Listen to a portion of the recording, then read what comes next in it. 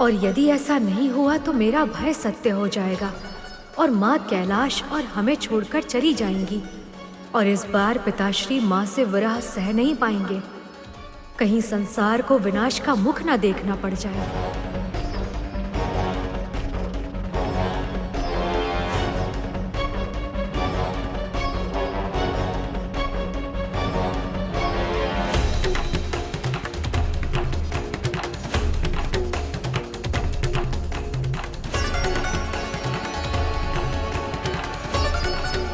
क्या हुआ पार्वती? किसी बात से क्रोधित हैं आप? नहीं प्रभु। तो मुझसे कुछ ऐसा हुआ है जिससे आपका मन अशांत? नहीं प्रभु। तो फिर क्या कारण है? बहुत समय से हम भ्रमण पर नहीं गए, क्या इससे शुद्ध हैं आप? ऐसा कुछ नहीं है प्रभु। आपसे या इस कैलाश में किसी और से कोई भूल नहीं हुई है। पार्वती,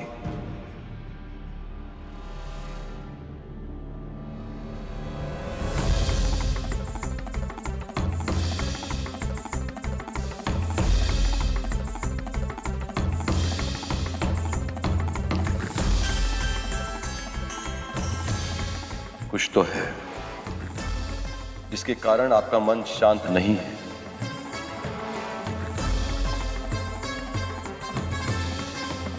हम पति पत्नी हैं प्रिय।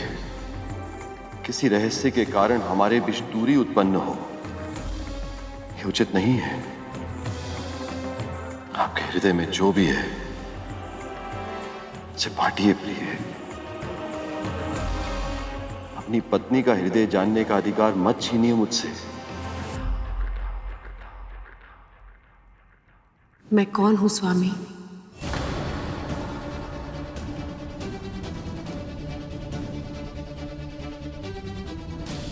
ये कैसा प्रश्न है देव? अकारण नहीं है प्रभु। उत्तर दीजिए।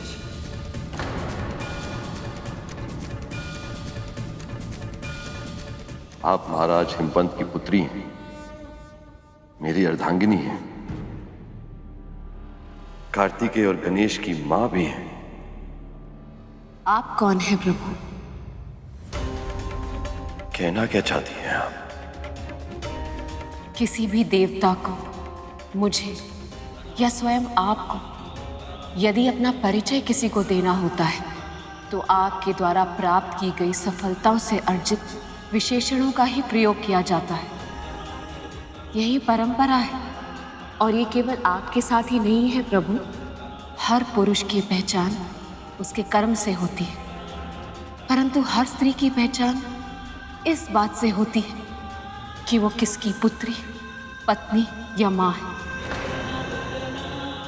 ये सत्य है महादेव कि मैं महाराज हिमवंत की पुत्री, आपकी अर्धांगिनी और कार्तिकेय और गणेश की माँ होने पर मुझे गर्व है।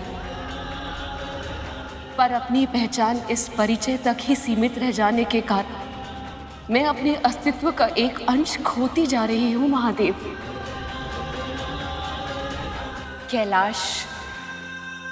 कैलाश मेरा घर है महादेव।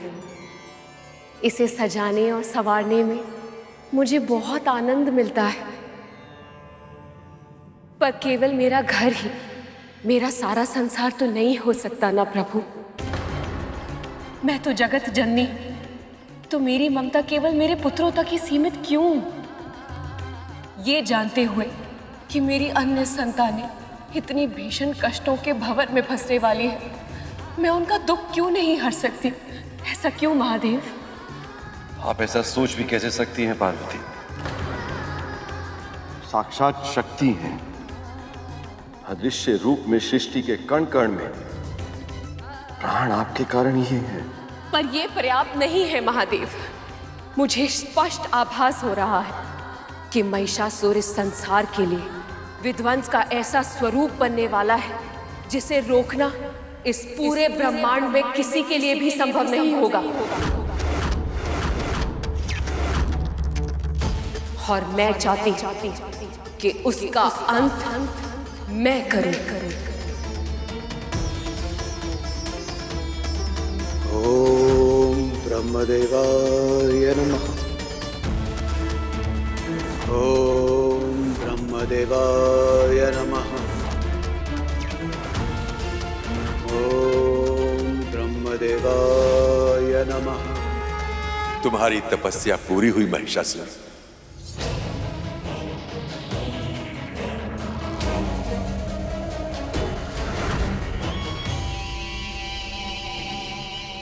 राम ब्रह्मदेव। मैं प्रसन्न। वर मांगो।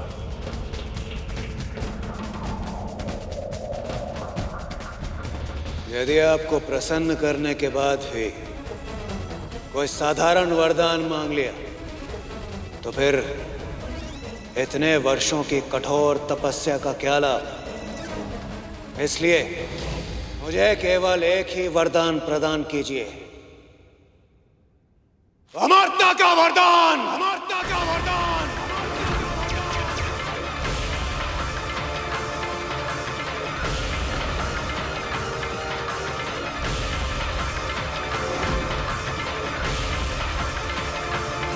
स्पष्ट कहिए पार्वती, क्या करना चाहती हैं आप?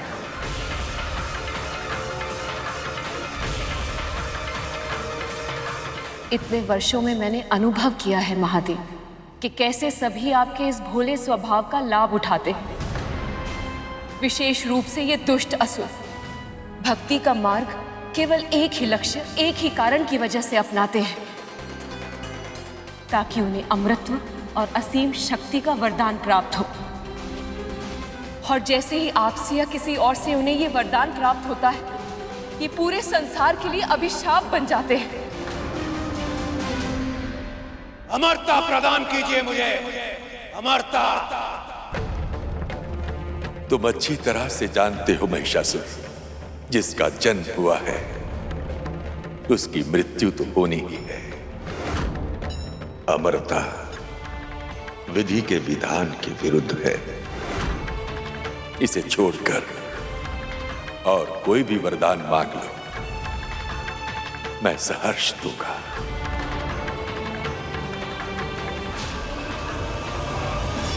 तो फिर उचित है,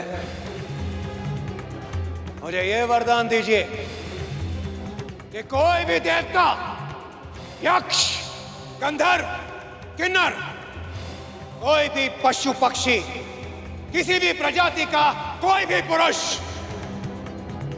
मेरा वध न कर सके। और जहां तक स्त्री का प्रश्न उठता है, स्त्री तो मात्र स्त्री होती है। उसके जन्म का तो एकमात्र उद्देश्य होता है पुरुष की चाकरी करना। पुरुष स्वामी होता है और स्त्री मात्र दासी। भला एक अबला और दुर्बल स्त्री मेरा क्या बिगाड़ सकती है? कुछ भी नहीं बिगाड़ सकती। महिषासुर का कुछ नहीं बिगाड़ सकती। तथास्तु, तथास्तु, तथास्तु।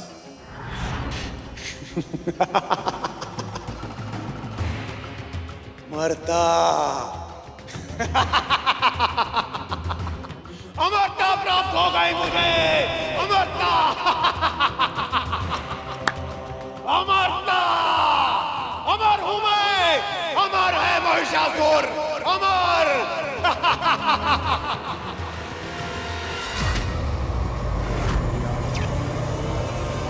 ऐसा नहीं है प्रभु कि एक पिता होने के नाते आप उन्हें चेतावनी नहीं देते, परंतु आपके दिए हुए सुझाव को अनसुना करके अति की उद्दंडता करते हैं।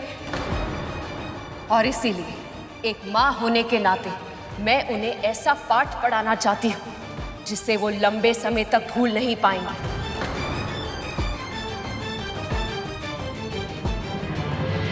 परंतु महादेव, ये कैलाश में रहकर संभव नहीं हो पाएगा।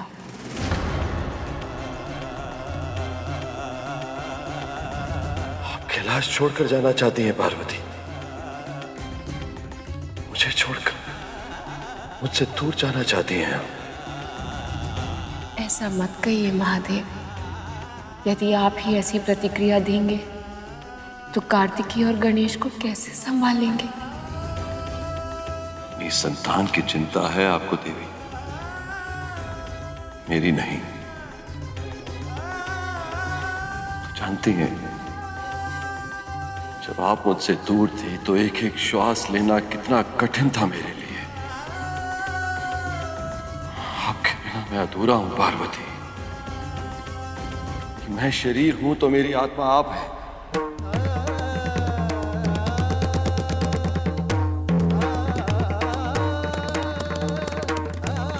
आपसे इस विरह की असहनीय पीड़ा का आभास मुझे अब तक है महादेव, और यही कारण है कि अपने हृदय में ये बात होते हुए भी मैं आप तक ये बात पहुंचाने का साहस नहीं जुटा पा रही थी। पर सत्य ये है कि संसार के लिए सक्रिय रूप से कुछ करना मेरे लिए बहुत आवश्यक हो गया। इतना आवश्यक कि यदि मैंने शीघ्र ही कुछ नहीं किया तो मेरे लिए श्वास लेना भी असंभव हो जाएगा। भीतर ही भीतर मैं घुट जाऊंगी। और इसलिए महादेव, आपको मेरा साथ देना ही होगा।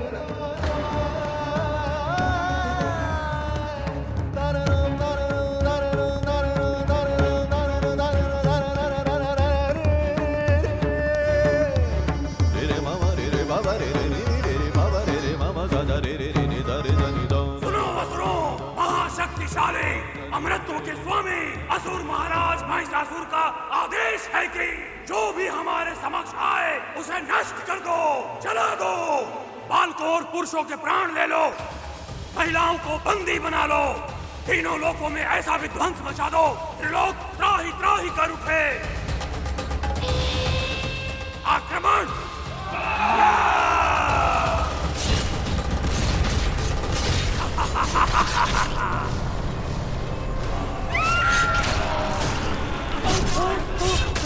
मार दो!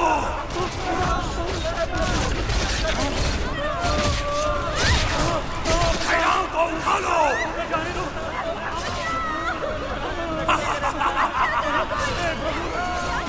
दया दया राक्षस राज, प्राण दान दीजिए।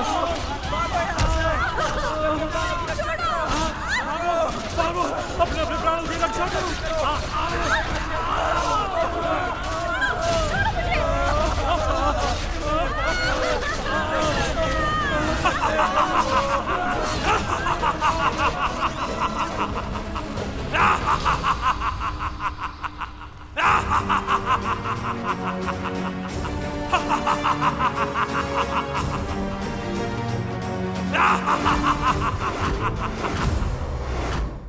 एक और महिषासुर ने सभी देवताओं को बंदी बनाकर स्वर्गलोक को भी अपने अधीन कर लिया। अब मैं हूं स्वर्गाधिपति महिषासुर। इंद्र नहीं, मैं हूं स्वर्ग का राजा। और तुम सब मात्र मेरे दास हो, दास। और आज के पश्चात तुम सब वही करोगे जो मैं तुमसे करने कहूंगा।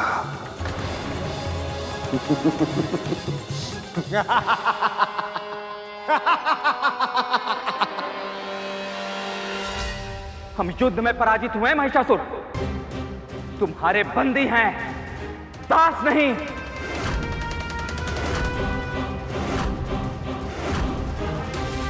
पराजित होकर भी इतना अभिमान हास्यास्पद है।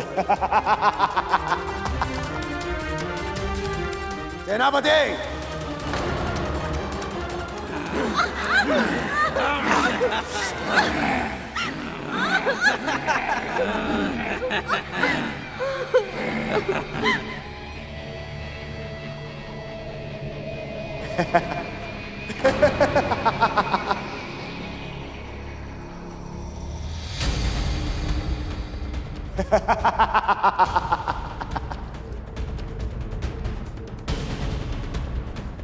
आरंभ करो।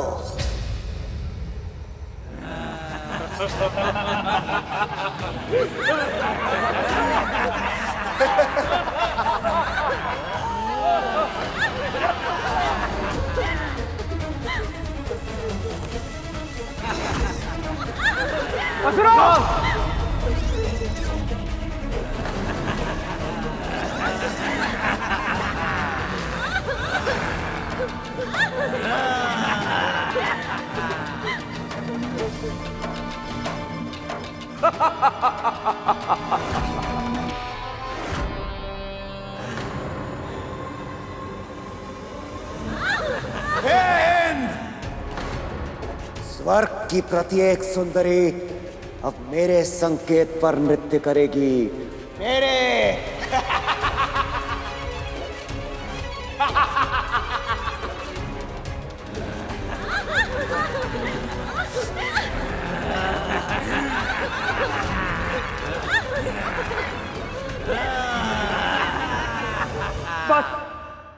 बस करो।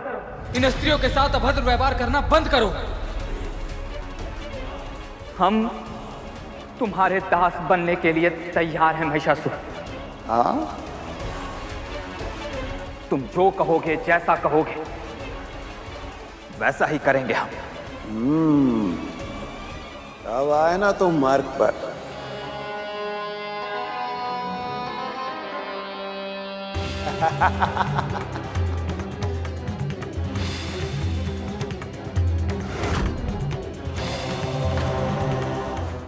आकर्षण से परिपूर्ण है तुम सभी का सौंदर्य।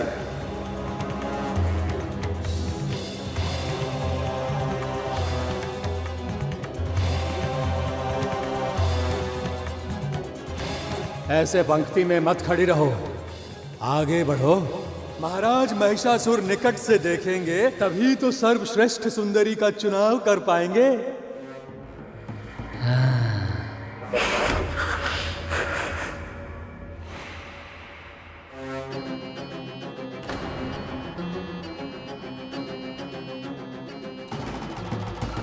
बताओ सुंदरी, तुम में से सर्वप्रथम कौन बनना चाहेगा?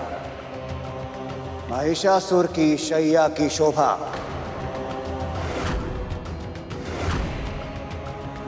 हाँ?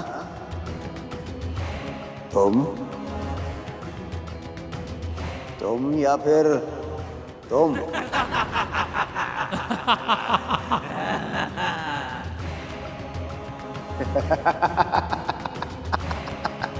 अधम, नीच, स्त्री की अस्मिता के साथ खिलवाड़ करना चाहता है? तुझे इसका दंड अवश्य मिलेगा।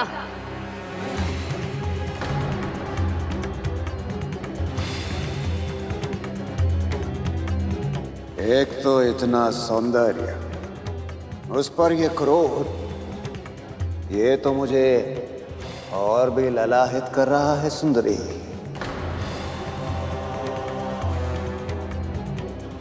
तो अब जब तुमने दंड की चर्चा कर ही ली है तो दंड तो मिलना ही चाहिए, क्यों?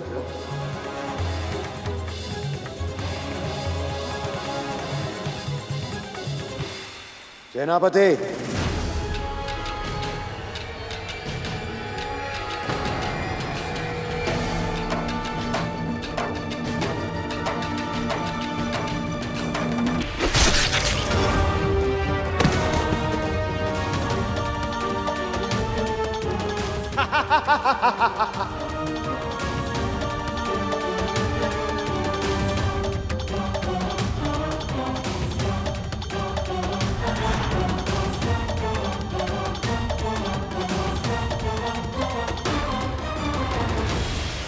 स्त्रियों के प्रति महिषासुर का व्यवहार इतना भयानक था कि आज भी जो स्त्रियों के साथ दुर्व्यवहार करता है उन्हें महिषासुर के नाम से पुकारा जाता है।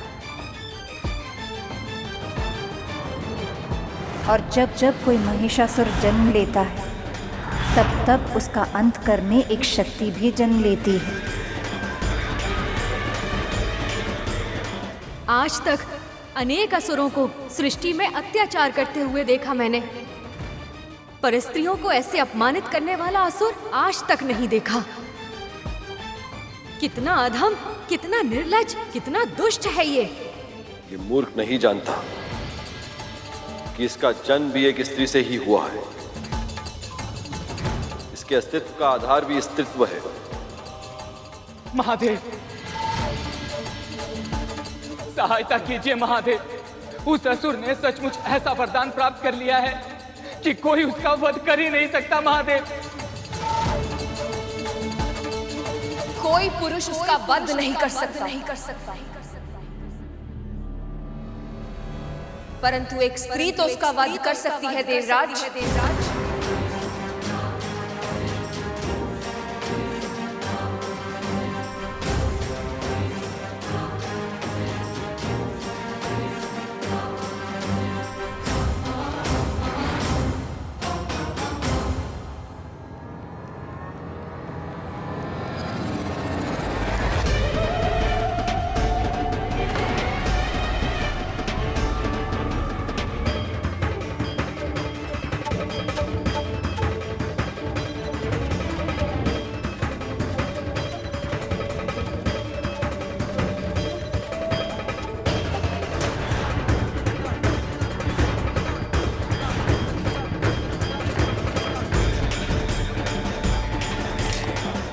इसका अर्थ है कि भविष्य के जिन संकेतों को मैंने माँ के प्रतिबिंबों में देखा था, वो भविष्य अब वर्तमान बन गया है। तो क्या अब महिषासुर का वध करने के लिए माँ मुझको, कैलाश को और पिताश्री को छोड़कर चली जाएंगी? माँ, महिषासुर महिलाओं के साथ बहुत ही बुरा व्यवहार कर रहा है। हर तरह से उनका शोषण और दमन करता है वो अत्याचारी। ऐसे में आपका उसके सामने जाना संकट से रहित नहीं होगा माँ।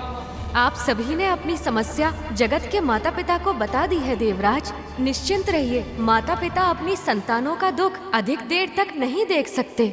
आपके कष्टों का समाधान अवश्य होगा। अब आपने आश्वासन दे दिया है विघ्नहर्ता, तो मुझे पूरा विश्वास है कि अब हमारे विघ्न शीघ्र ही दूर हो जाएंगे।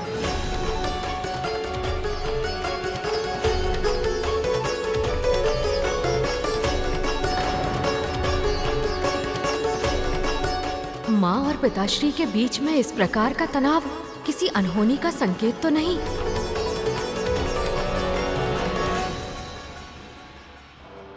तनिक अपनी दृष्टि उठाकर देख भी लो सुंदरी। यदि इच्छाएं पूरी करोगी तो सदैव के लिए सुख और ऐश्वर्य भोगोगी। और यदि महाराज की इच्छा नहीं मानी तो कभी दृष्टि उठाने योग्य नहीं बचोगी। आंखें निकाल ली जाएंगी तुम सबकी। और यही नहीं, तुम्हारे इस सौंदर्य से परिपूर्ण तन को काट कर रक्त ललू पसुरों के समक्ष फेंक दिया जाएगा।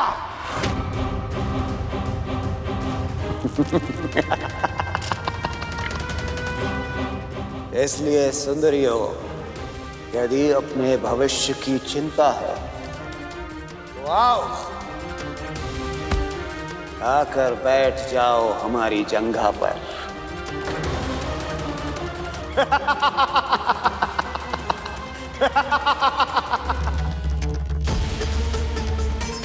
आप जा रहे हैं पार्वती?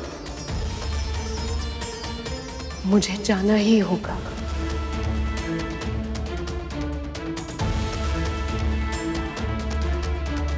आप अपना ध्यान रखेंगे ना? रखना ही होगा।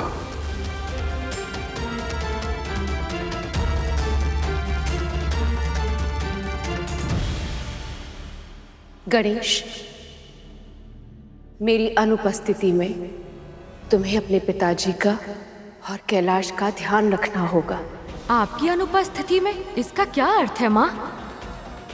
कहीं आप जा रही हैं?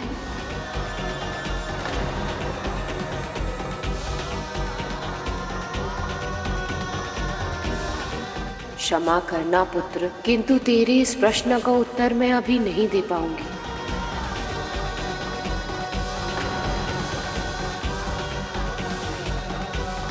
पिताश्री, आप मौन क्यों हैं? कुछ तो कहिए। माँ कहाँ जा रही हैं? आप रोक क्यों नहीं रहे इन्हें? पिताश्री।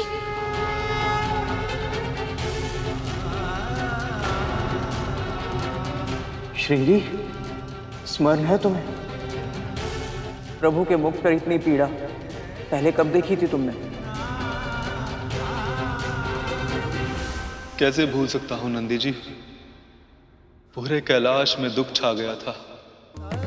कैलाश का प्रकाश कहीं खो गया था जब प्रभु और हम सबको छोड़कर मां सती चली गई थी।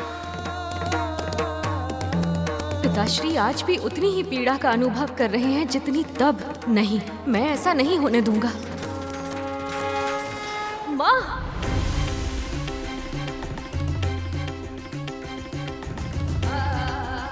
माँ, महिषासुर महिलाओं के साथ बहुत ही बुरा व्यवहार कर रहा है।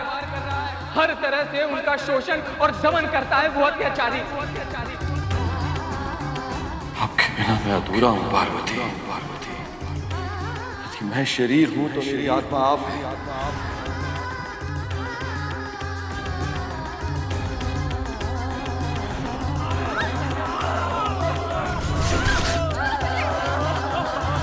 माता पिता अपनी संतानों का दुख अधिक देर तक नहीं देख सकते। आपके कष्टों का समाधान अवश्य होगा।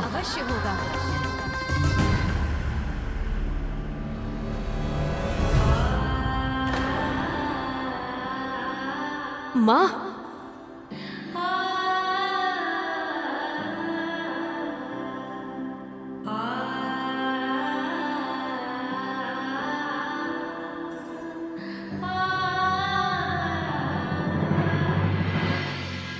वापस लौट जाओ गणेश।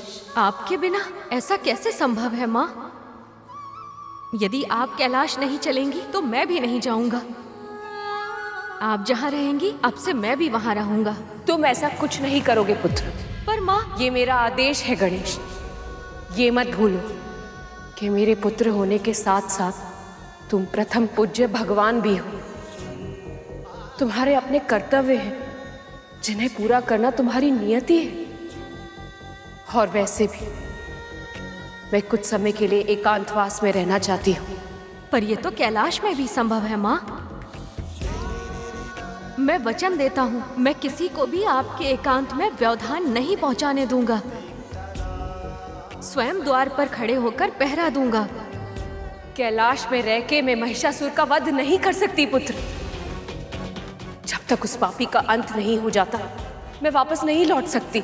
मैं समझता हूँ माँ, यदि मैं आपके साथ नहीं रह सकता तो कम से कम इस स्थान को आपके निवास के योग्य तो बना सकता हूँ ना माँ।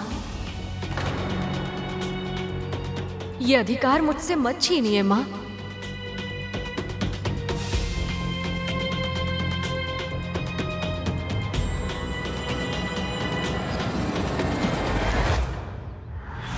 देवी पार्वती अपनी संतानों की रक्षा करने के लिए कैलाश छोड़कर तो आ गई थी, किंतु हर स्त्री की तरह अपना घर छोड़ना उनके लिए इतना सरल नहीं था। महादेव की चिंता उनके हृदय को व्यतीत कर रही थी। फिर भी अपने कर्तव्य के प्रति समर्पित होने के कारण एक ओर देवी पार्वती समाधि के लिए बैठने वाली थी और दूसरी ओर महादेव का मन तपस्या से उचटने लगा था।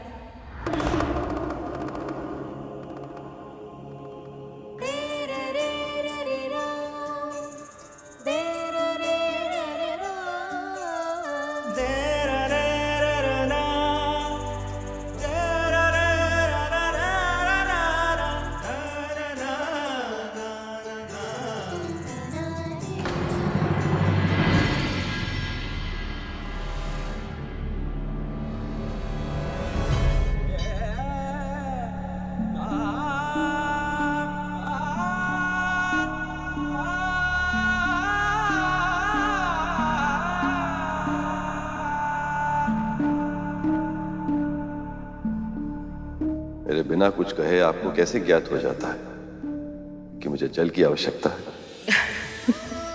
आप भूल रहे हैं महादेव, मैं आपके भीतर ही तो वास करती हूँ।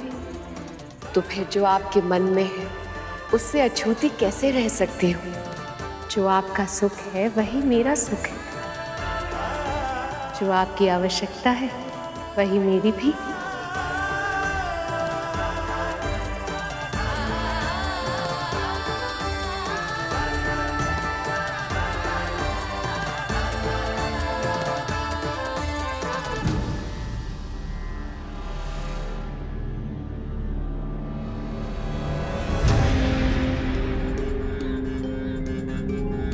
मैं जानता हूं पार्वती कि आप यहां उपस्थित नहीं हैं, किंतु आपकी स्मृति मेरे मन से नहीं जा रही।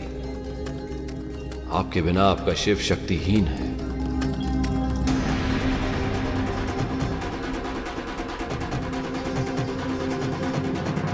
मां,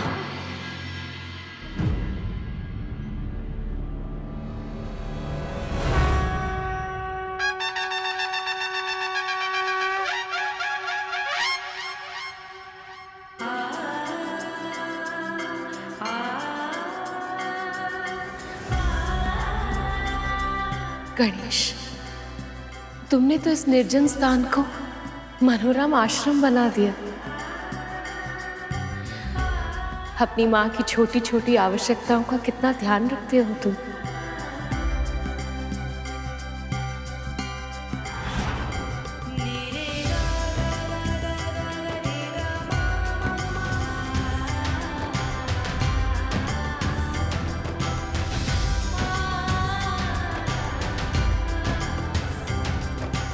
गणेश, ये अपने पिताजी को दे देना।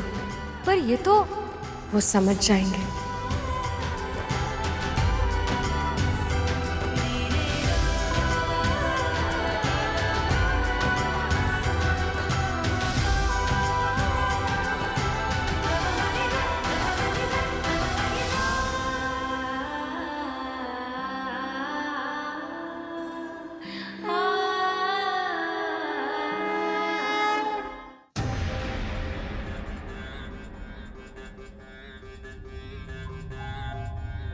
मैं सामने खड़ा हूं, पर पिताश्री को आभास तक नहीं है। मैं तो कल्पना भी नहीं कर सकता कि इनके मन में पीड़ा का कैसा ज्वार उठ रहा होगा। पिताश्री, पिताश्री, जल।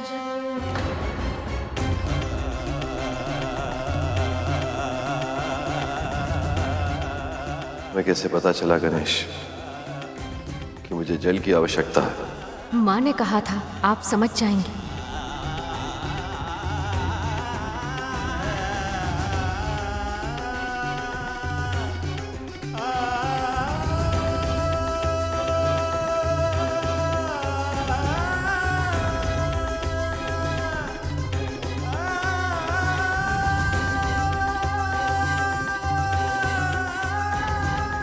किसी तरह महिषासुर नाम की ये समस्या शीघ्र अतिशीघ्र समाप्त हो जाए, ताकि माँ अपने कैलाश फिर से लौट पाए।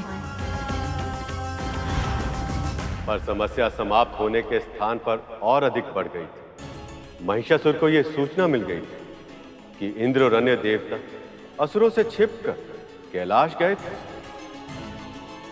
उनकी मृत्यु का उपाय खोजने के लिए। इस बात से महिषासुर और अधिक क्रोधित हो गया था। अरे तुच्छ दास है ये देवता, इनका इतना तो साहस कि मेरे विरुद्ध षड्यंत्र रचे। इसका दंड इन्हें अवश्य मिलेगा। सेनापति, जाओ, जाकर इनकी माओ, पत्नियों और पुत्रियों को उठाकर लाओ, हर उस स्त्री को उठाकर लाओ जो किसी भी रूप से इन देवताओं से जुड़ी हो। मैं उन्हें मानसिक, शारीरिक ही नहीं, आत्मिक प्रताड़नाएं दूंगा। ऐसी यातनाएं दूंगा, ऐसी यातनाएं दूंगा कि इनकी आत्मा भी थरथरा उठेगी। सेनापति, सर्वप्रथम उस इंद्र की पत्नी इंद्राणी शची को उठाकर लाओ। जाओ।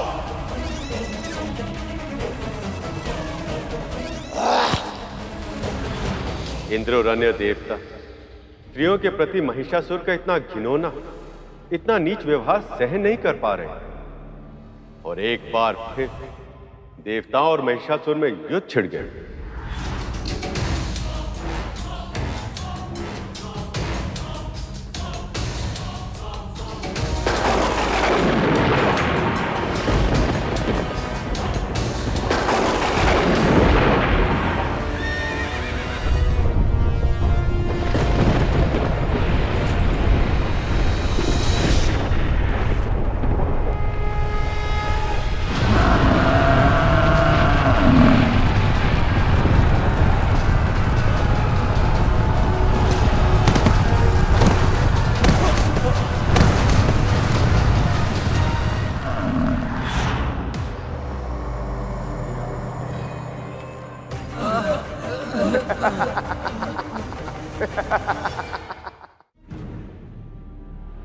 क्या हुआ देवताओं? बस इतना ही पराक्रम है तुम में? अंत कर दो इन सबका, समूल रूप से नष्ट कर दो, जिससे ये तुच्छ देवता पुनः किसी असुर पर आक्रमण न कर सके। आओ!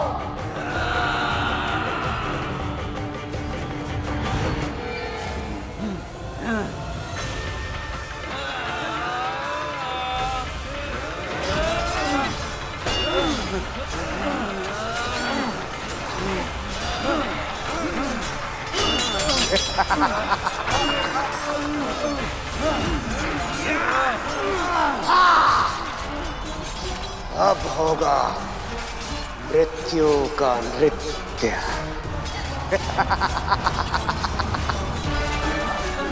सहायता नारायण, रक्षा प्रभु, रक्षा।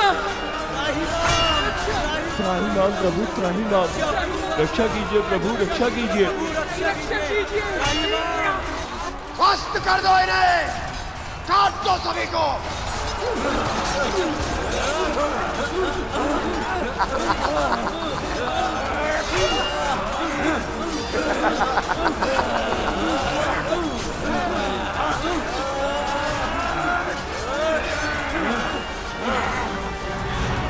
कुछ कीजिए मामा श्री, इससे पहले कि वो अत्याचारी सबको समाप्त कर दे, कुछ कीजिए।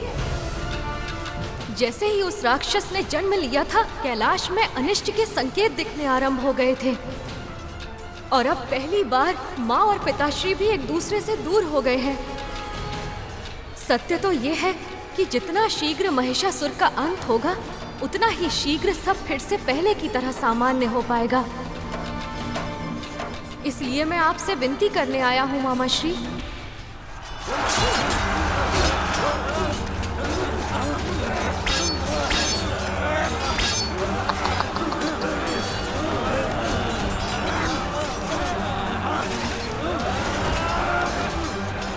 सहायता नारायण, रक्षा प्रभु, रक्षा।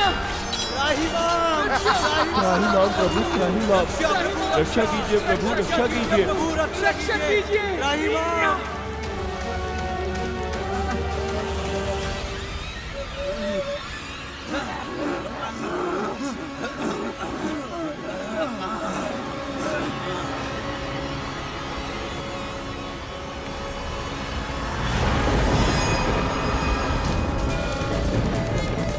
महिषासुर, अब तुम्हारे पापों की अति हो चुकी है, अब तुम्हारा अंत निकट है।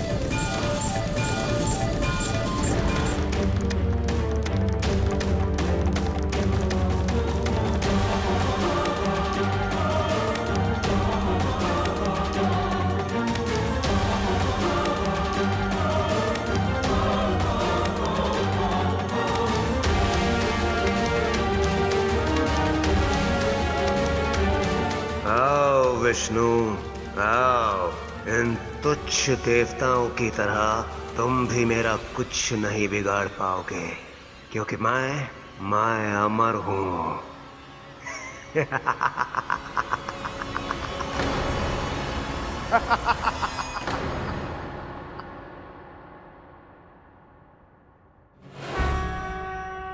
मामा श्री स्वयं चले गए। अब महिषासुर का अंत होना निश्चित है। आओ आओ विष्णु आओ, किंतु आने में बड़ा विलंब कर दिया तुमने। अब जब आ ही गए हो तो तनिक क्रीड़ा भी कर कर दिखा ही दो।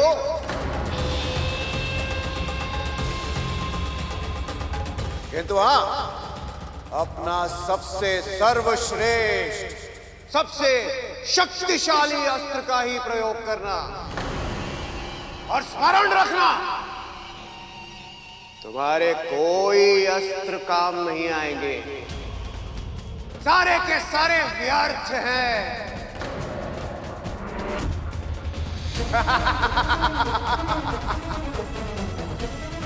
ये तुच्छ देवता, ये मुझे कभी परास्त नहीं कर सकते, किसी भी मूल्य पर नहीं।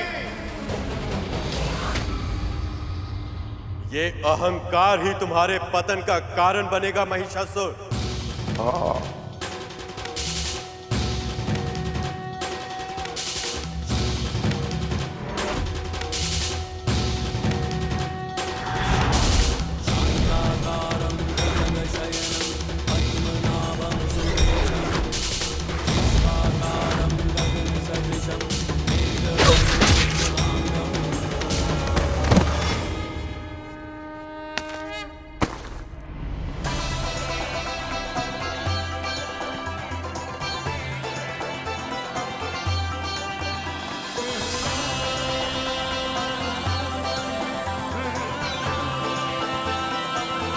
सृष्टि संचालक, धर्म रक्षक श्री नारायण की जय, श्री नारायण की जय, श्री नारायण की जय। महिषासुर का अंत हो गया। अब माँ शीघ्र ही कैलाश लौटेंगी।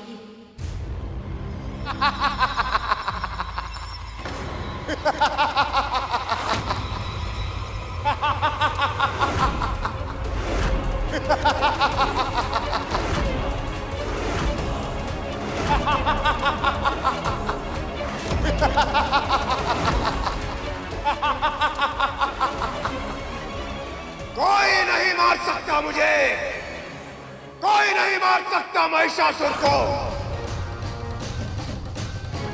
तुम विष्णु, तुम भी नहीं मार सकते मुझे।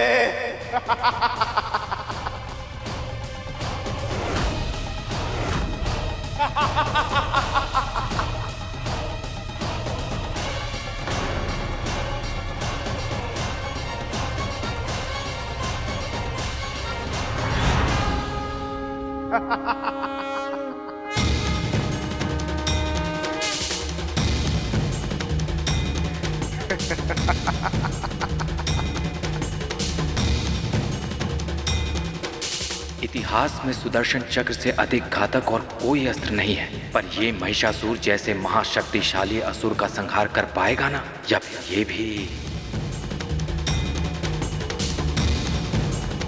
हे विष्णु, जो आज तक नहीं हुआ वो अब होगा। तुम्हारा ये सुदर्शन चक्र मेरे समक्ष नतमस्तक होगा, और यही इसकी नियति है।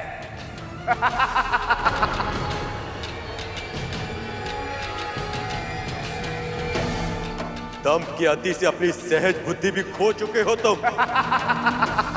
अब ये सुदर्शन चक्र ही तुम्हें तुम्हारी विलक्षणता का आभास दिलाएगा।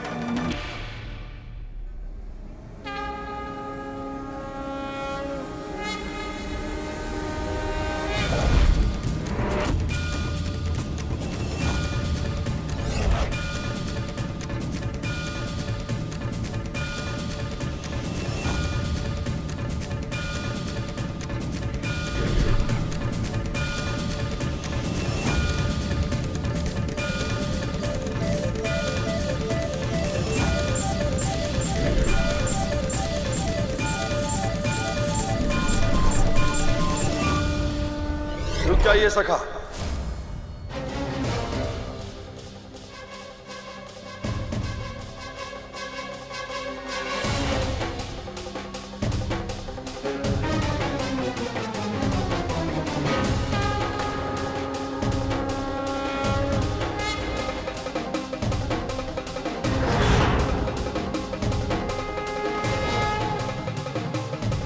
ब्रह्मदेव के वरदान के बाद किसी भी पुरुष के लिए इस दुष्ट के प्राण लेना संभव नहीं है। यदि आपके सुदर्शन चक्र से इसकी मृत्यु हो गई तो ब्रह्मदेव के वरदान की महिमा भी भंग हो जाएगी। ये पापी, अत्याचारी, फिर भी इसे जीवित रहना होगा। इस भेद को समझने में मुझे भी समय लगा सका, पर यही विधि का विधान है। इस पापी की मृत्यु केवल देवी पार्वती के हाथों ही होगी। इस पापी की मृत्यु केवल देवी पार्वती के हाथों ही होगी।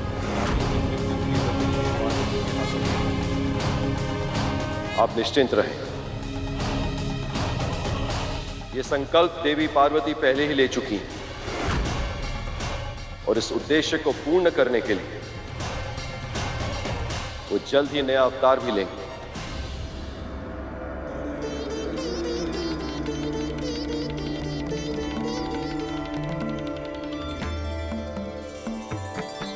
तब तो उनकी लीला देखने की प्रतीक्षा मुझे भी रहेगी सखा।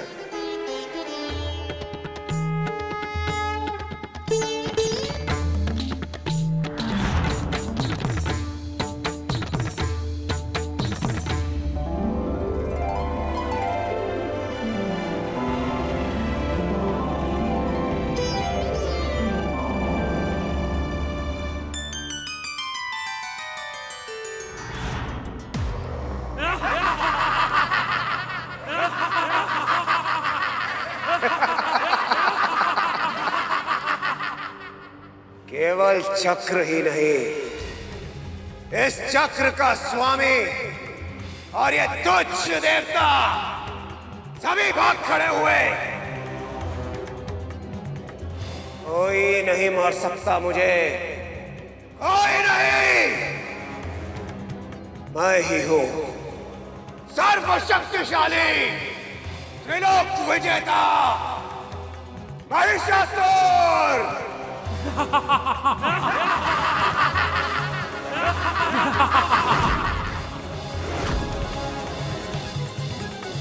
जिस महिषासुर को त्रिदेव पराजित नहीं कर पाए, उसका सामना एक स्त्री कैसे कर सकती है? देवी पार्वती केवल एक स्त्री ही नहीं, एक मां भी थी। और एक मां अपनी संतान की रक्षा करने के लिए कुछ भी कर सकती है।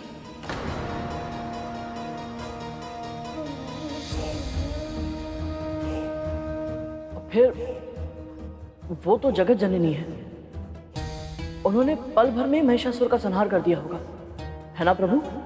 जो सरल दिखता है वो करने में भी सरल हो, ये आवश्यक नहीं है सुपन। अभी तो मां की लीला केवल आरंभ हुई थी।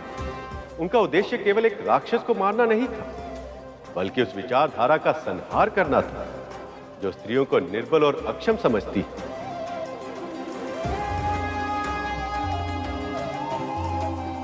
मां की इस लीला में भागी बन ऋषि कात्यायन, जो कन्याओं को आदि शक्ति का रूप मानकर उनकी पूजा करते थे और एक बहुत लंबे समय से पुत्री प्राप्त करने के लिए तपस्या भी कर रहे थे।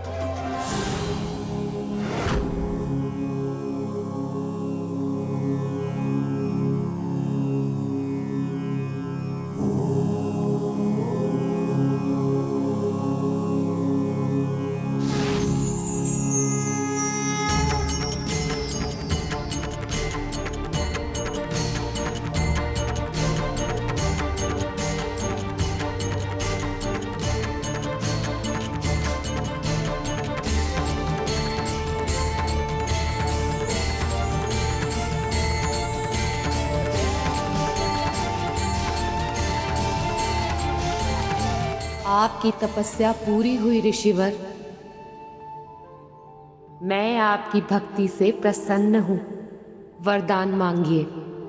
मां, वर्षों से मैंने एक ही स्वप्न देखा है, आपको पुत्री के रूप में पाने का स्वप्न, आपको पुत्री के रूप में दुलार करने का स्वप्न। मां, पुत्री के रूप में मेरे यहां अवतार लीजिए और कन्या के रूप में स्त्री शक्ति के सामर्थ्य को इस संसार के सामने उजागर कीजिए माँ। तथास्तु।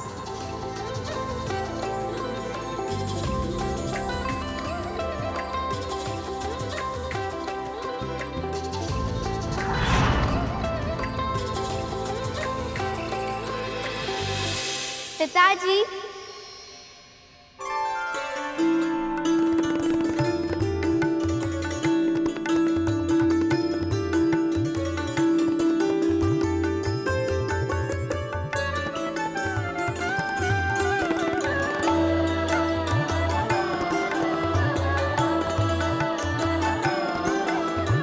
प्रणाम पिताजी।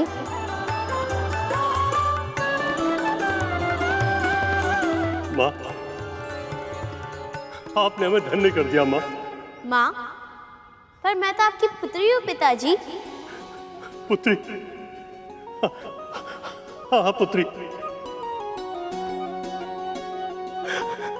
मेरी पुत्री। आज से आपका नाम होगा कात्यायनी। आज से आपका नाम होगा कात्यायनी। आज से आपका नाम होगा कात्यायनी। आज से आपका नाम होगा कात्यायनी। कात्यायन की पुत्री कात्यायनी। कात्यायन की पुत्री कात्यायनी। कात्यायन की पुत्री कात्यायनी। मुझे भूख लगी है, कुछ खाने के लिए दीजिए ना पिताजी। भूख लगी? लाता हूं। वो बस अभी लेके आया।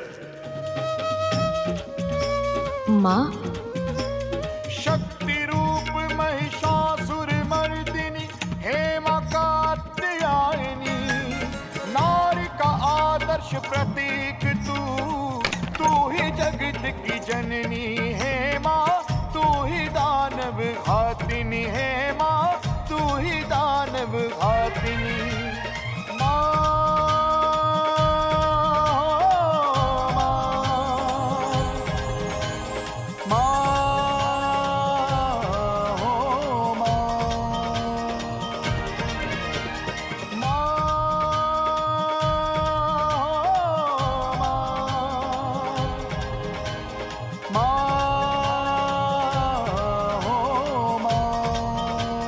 आपका धन्यवाद देवी। यदि आप और मैं एक दूसरे से दूर नहीं होते तो मैं आपके इतने मनोहरी स्वरूप का दर्शन कैसे कर पाता।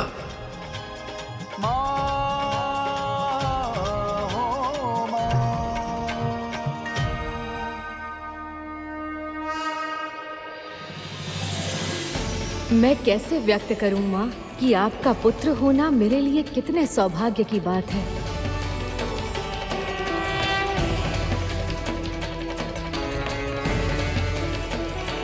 आपके इस रूप के दर्शन करके मैं धन्य हो गया माँ।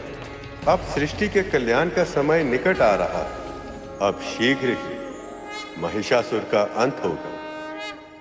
जाने दो मुझे, छोड़ो। ये पाप मत करो दुष्टों। चलो सुंदरी। देवराज इंद्र की पत्नी हूँ मैं, मुझे दूषित करने की चेष्टा मत करो।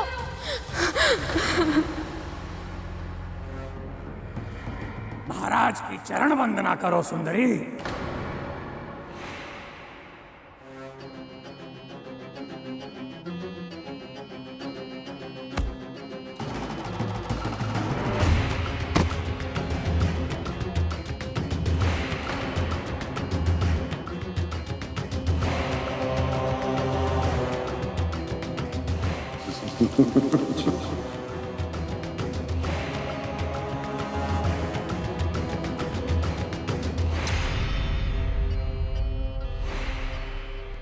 इसका कोई प्रलोभन नहीं।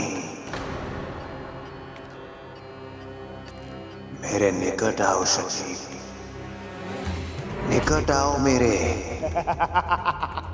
नहीं नहीं, मुझे मत छूना, मैं एक पतिव्रता स्त्री हूँ।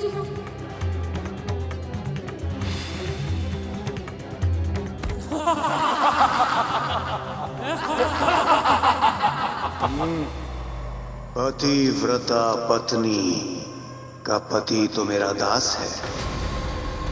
ये वही है ना जो तुम्हें एक असुर के समक्ष छोड़कर भाग खड़ा हुआ।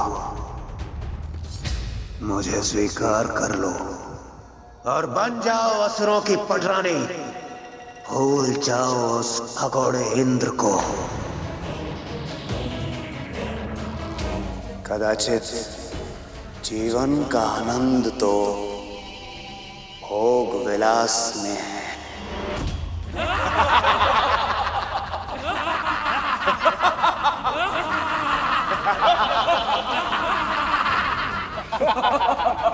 छी!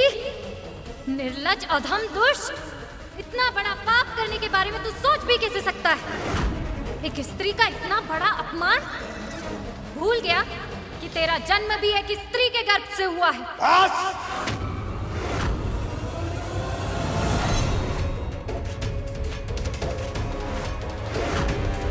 सृष्टि के सर्वश्रेष्ठ योद्धा के समक्ष ऐसा अनर्गल प्रलाप उचित नहीं। तो मैं तुम्हें ज्ञात कराऊंगा क्या है महिषासुर।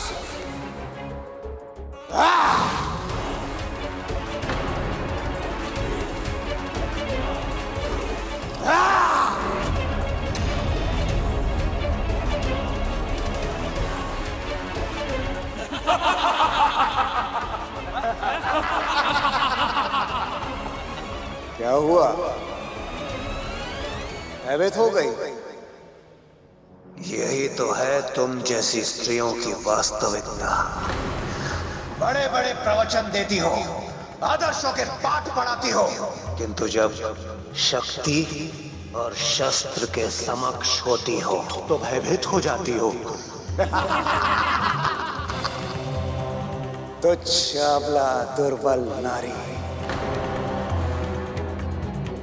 स्मरण रहे, महिषासुर की दया का सागर इतना गहरा नहीं कि तुम असुरों की पटरानी बनने के प्रस्ताव को बार बार ठुकराती रहो और मैं तुम्हें क्षमा कर दूं।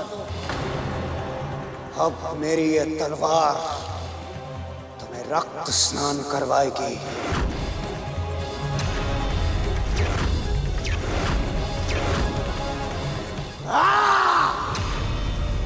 स्त्री की मर्यादा लांघने का दुस्साहस मत कर महिषासुर।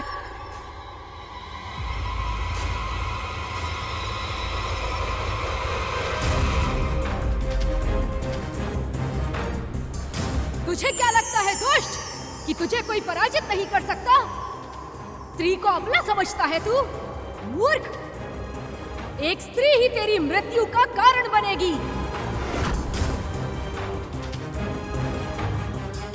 वरदान के कारण कोई पुरुष तुझे हानि नहीं पहुंचा सकता, पर तुझे मारने वाली कन्या जन्म ले चुकी है। महिषासुर और अन्य असुरों को चेतावनी देने के बाद उन्होंने स्त्रियों के साथ दुर्व्यवहार करना नहीं छोड़ा। उधर दूसरी ओर देवी पार्वती कात्यायनी रूप में अवतार लेने के बाद उस लीला में इस तरह लीन हो गई थी जैसे वो अपने अवतार का वास्तविक उद्देश्य ही भूल गई।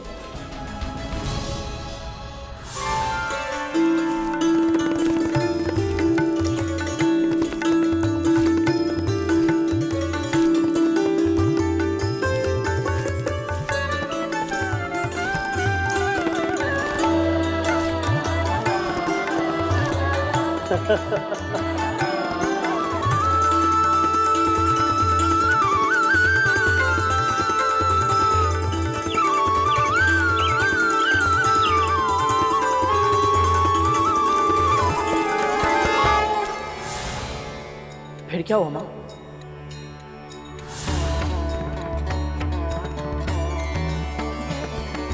ये तो केवल देवी की ही लीला है।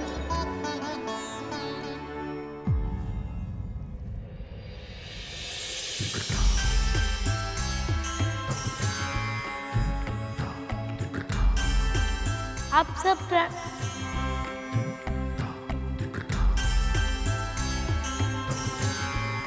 ये कहाँ भाग गई?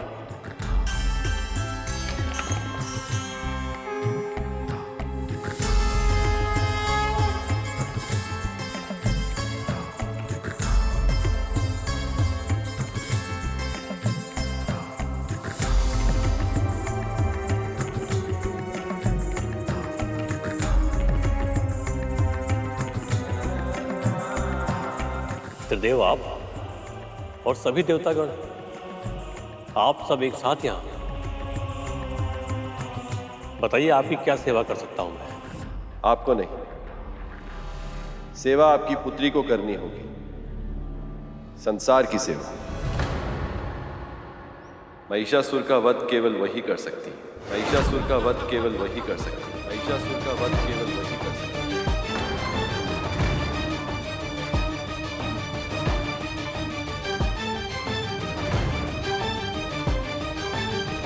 महिषासुर का वध? पर महादेव, वो तो बहुत शक्तिशाली है और स्त्रियों के लिए बहुत क्रूर भी है। कैसे अपनी कोमल पुत्री को उसके सामने भेजूंगा? जब आंधी चलती है तो बड़े बड़े वृक्ष गिर जाते हैं, पर ये कोमल घास, इसकी जड़ें इतनी शक्तिशाली होती हैं कि बड़ी बड़ी आंधी भी इसको हानि नहीं पहुंचा पाती। ऐसी ही शक्ति है आपकी पुत्री में ऋषिवर। वो देखने में कोमल अवश्य है, पर उसकी जड़ें बड़ी शक्तिशाली हैं।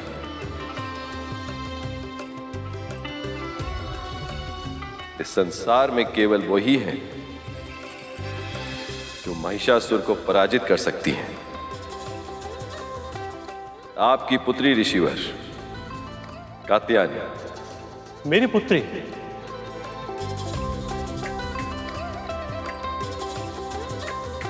महादेव, दुष्ट को दंड तो मिलना ही चाहिए।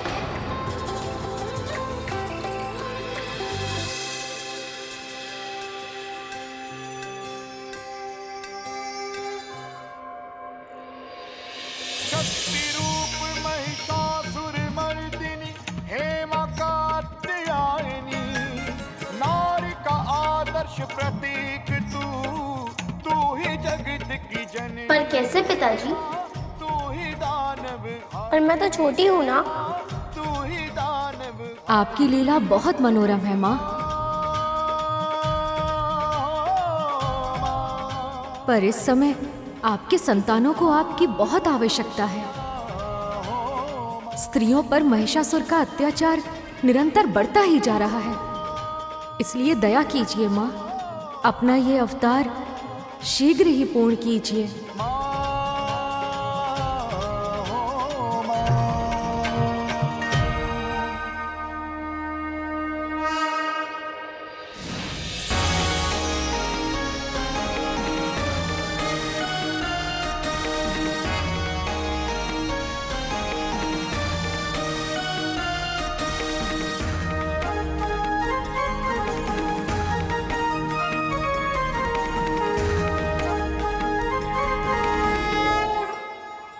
विघ्नहर्ता के रूप में मैं आपको आशीर्वाद देता हूँ कि आपके मार्ग में कोई विघ्न नहीं आएगा। देवी कात्यायनी, मेरी ओर से ये त्रिशूल की भेंट स्वीकार कर। मेरी ओर से ये चक्र स्वीकार करें देवी। ये शंख मेरी ओर से माँ। माँ, ये अग्नि अस्त्र मेरी ओर से। ये वायु अस्त्र स्वीकार कीजिए माँ। ये वज्र मेरी ओर से स्वीकार करें देवी। मेरा तेज आपको समर्पित है माँ। कभी ना मुरझाने वाला ये कमल, इस भेंट को विश्वकर्मा की ओर से स्वीकार करें माँ। मैं ब्रह्मदेव भेंट स्वरूप ये सिंह आपको अर्पित करता हूं। इसे स्वीकार कर मुझे कृतार्थ करें।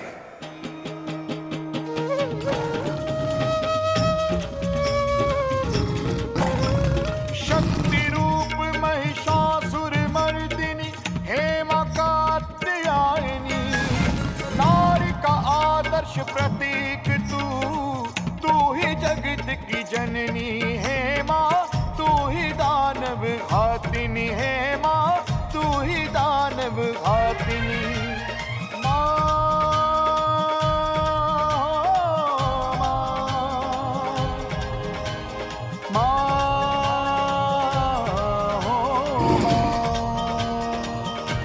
महिषासुर का वध अवश्य होगा, परंतु सही समय आने पर,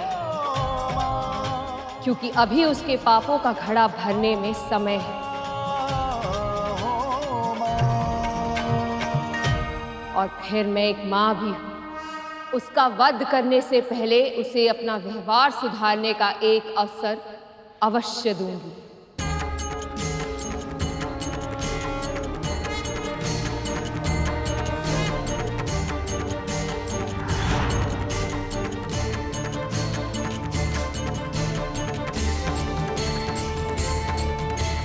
प्रणाम पिताजी।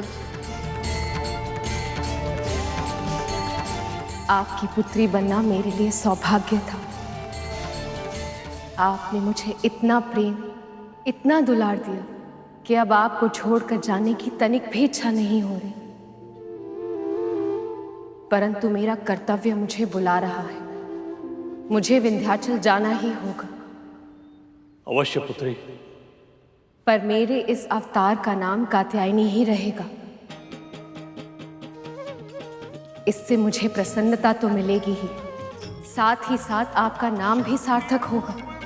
और यही नहीं, आप सदैव मेरे प्रिय रहेंगे। आपको जब भी मेरी आवश्यकता हो बस स्मरण कर लीजिएगा, मैं चली आऊंगी।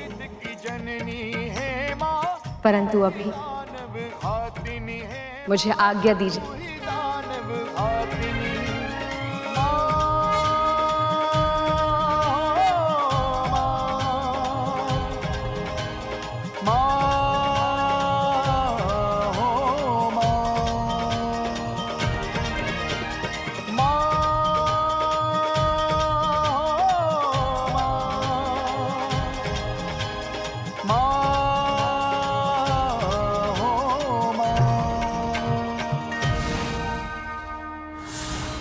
और फिर मां कात्यायनी सिंह पर आरूढ़ होकर विंध्याचल चली गई।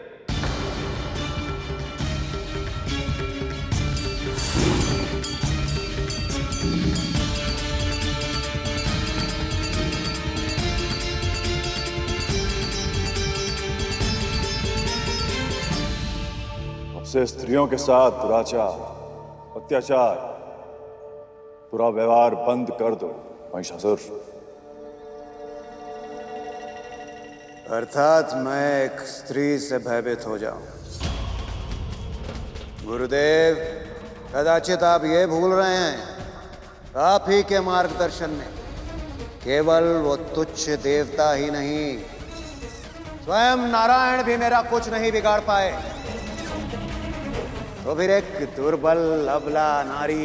स्त्रियों को अबला समझकर उनका शोषण करना संसार की सबसे बड़ी मूर्खता है असुरराज।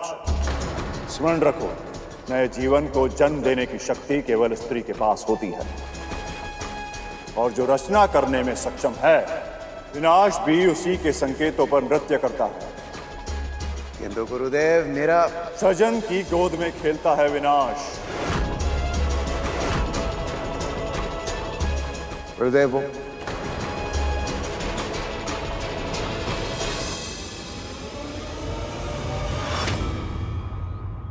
पूर्णे तटाके त्रिशित सदैव भूते अपि गेहे शुदित समूढ़ कल्प द्रुमे सत्यपि वे दरिद्र गुर्वादियोगी अपि हीय प्रमाद।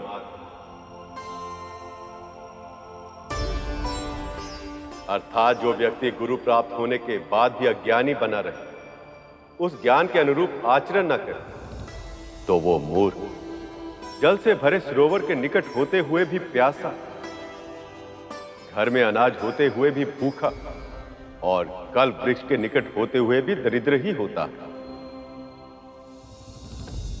आकाशवाणी और स्वप्न संदेश मिलने के बाद भी, गुरु के मना करने के बाद भी महिषासुर ने स्त्रियों का सम्मान करना नहीं सीखा। जैसे अहंकार ने उसके मन को घेर लिया, सर्व अधिक शक्तिशाली होने के आभास के कारण उसके कान कुछ भी उचित सुनने के लिए तैयार नहीं थे। उसकी समझ में अभिमान का आवरण पड़ गया था। ये सब देखने के बाद त्रिदेवों ने निर्णय किया कि उसके पाप के घड़े को शीघ्र ही भरना होगा, तभी माँ कात्यायनी उसका वध कर पाएगी, और ये सब वही कर सकते थे।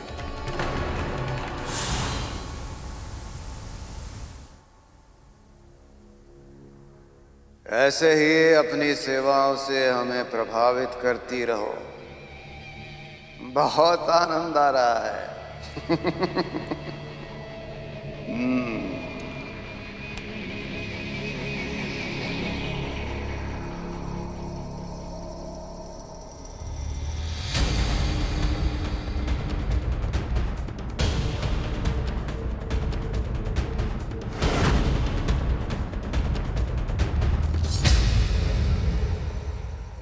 छी, अनाचार और व्यभिचार का गढ़ है ये स्थान। नारायण नारायण।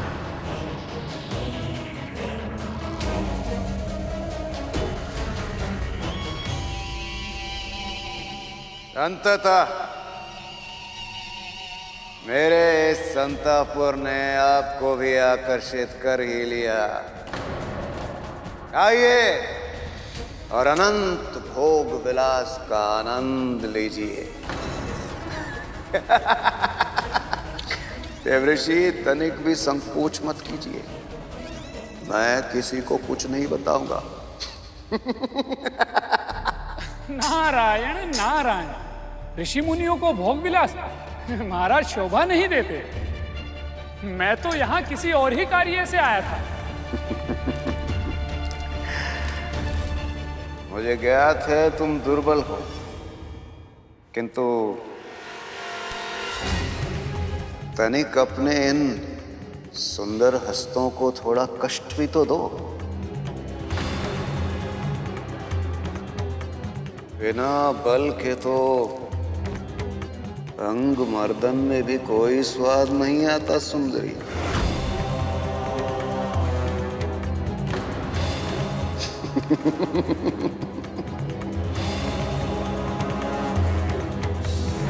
कितना घिनौना है ये असुर। हाँ, तो किस विषय में चर्चा करना चाह रहे थे आप देवऋषि? आप तो जानते हैं कि स्वर्ग के सहज संचालन में मैं सहायता करता हूं, और एक मार्गदर्शक होने के नाते मुझे लगता है कि आपको अपना उत्तराधिकारी चुन लेना चाहिए, ताकि स्वर्ग का साम्राज्य आपकी मृत्यु के पश्चात असुरों के पास ही रहे। नारायण नारायण।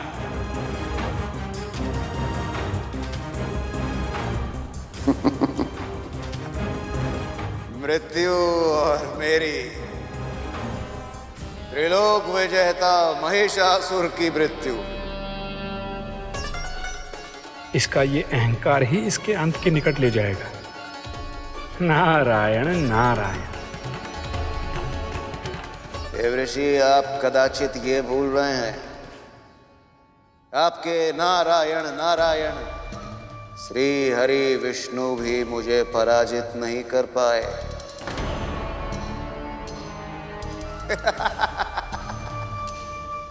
कौन मारेगा मुझे? कौन मारेगा? कात्यायन कात्यायन कात्यायन।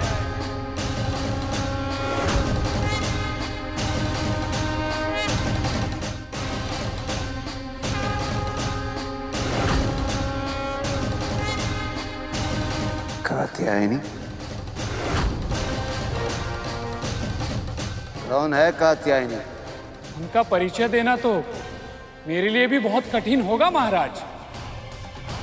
स्त्रियों में सर्वश्रेष्ठ, दयालु, बुद्धिमान, उनकी आंखों की ज्योति में स्वयं ज्ञान बसता है।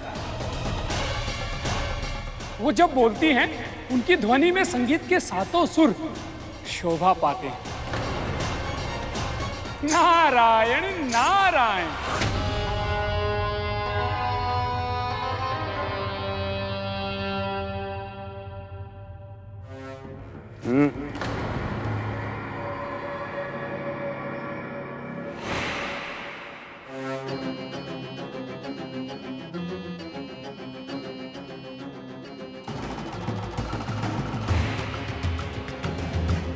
जिस स्त्री की तुम इतनी प्रशंसा कर रहे हो,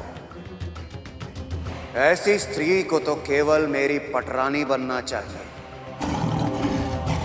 आपको सावधान करना मेरा कर्तव्य है महाराज। इस बारे में सोचिए भी मत। कात्यायनी से आप जितनी दूरी बनाकर रखेंगे उतना ही अपने आप को सुरक्षित पाएंगे। देव ऋषि,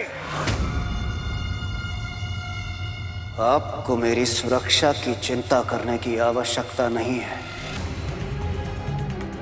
सेनापति,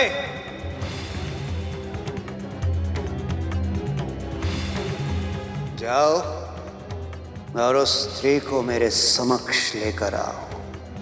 यही तो है मेरी योजना। कैसे भी तुम लोग बस माता के पास पहुंचो। एक बार वो मेरी रानी बन जाए, उसके बाद उसका मुझे मार पाना तो असंभव होगा। वो स्वयं ही मेरी दीर्घायु के लिए जब तक व्रत रखेगी। संसार की सर्वश्रेष्ठ सुंदरी, यही कहा था ना तुमने नारद?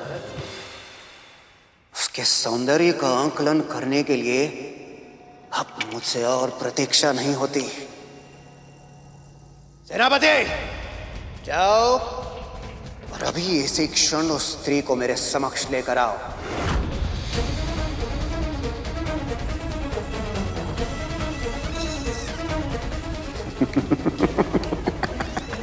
तुम्हें ज्ञात नहीं है महिषासुर, तुम्हारी कितनी बुरी दशा करने वाली है माता कात्यायनी।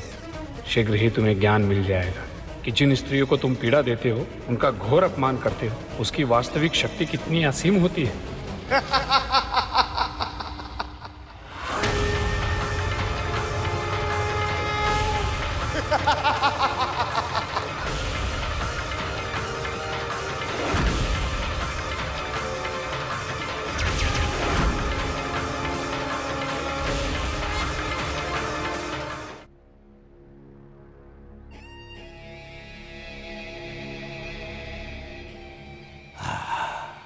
इतनी अच्छी सुगंध।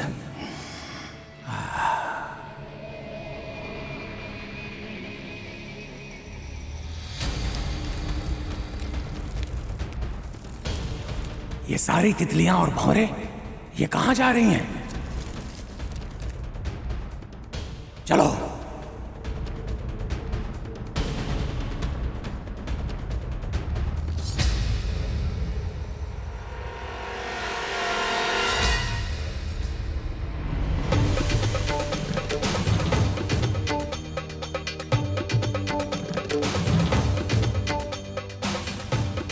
लगता है ये वही मनोहरी स्त्री है जिसके विषय में वो देव ऋषि नारद बोल रहा था।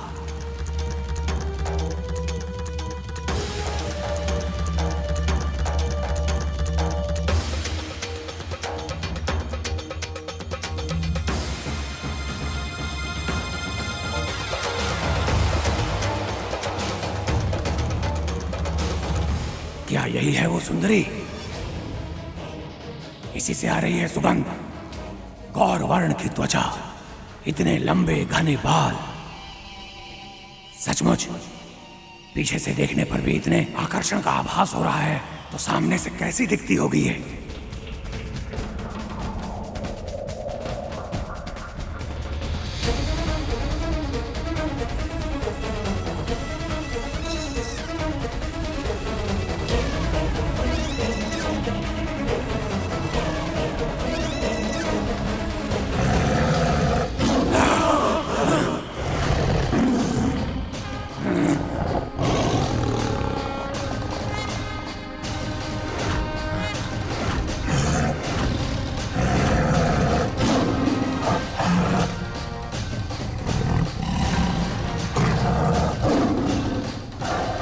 सिंह की दहाड़ सुनकर भी इसने अपने बालों में पुष्प गूंथना नहीं छोड़ा।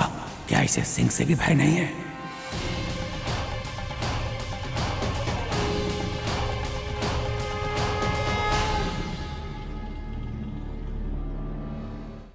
कौन है आप सब? क्या चाहिए मुझसे? क्यों आए हैं यहाँ? आपको हमारे साथ चलना होगा। त्रिलोक विजयी, स्वर्ग के स्वामी, महाशक्तिशाली महाराज महिषासुर आपसे विवाह करना चाहते हैं।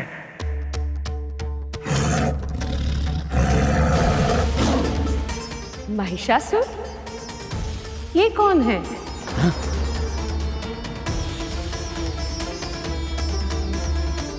तुम पूरी तरह से अज्ञानी हो या किसी और संसार से आई हो कि तुम्हें असुरराज महिषासुर के बारे में भी नहीं पता। उनका नाम सुनते ही तो बड़ी बड़ी राजकुमारियां भी भय से कांप उठती हैं। इतने पराक्रमी है वो कि उन्होंने स्वयं नारायण को भी पराजित कर दिया है। अरे अरे, बस बस बस। तुम्हारा ये व्यर्थ प्रलाप सुनकर तो मेरा सिंह भी उबासियां मार रहा। तो फिर ऐसे व्यक्ति में मुझे रुचि कैसे हो सकती है भला? जाओ कह दो अपने महाराज से कि मुझे उनसे विवाह स्वीकार नहीं।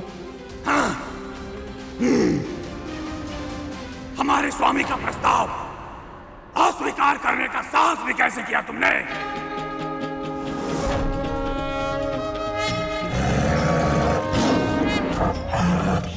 साहस? अरे इसमें साहस का प्रश्न ही नहीं उठता। मुझे रुचि नहीं है तो मैंने ना कह दिया। अब तुम्हारे महाराज ने स्वयं देवराज इंद्र को पराजित किया है या स्वयं नारायण को पराजित किया है, मुझे इससे कोई अंतर नहीं पड़ता। मैं तो उसी से विवाह करूंगी जो मुझे युद्ध में पराजित कर सके। इसीलिए वापस लौट जाओ और कह दो अपने महाराज से कि यदि वो मुझसे विवाह करना चाहते हैं तो यहाँ पधारे और मुझसे युद्ध करें।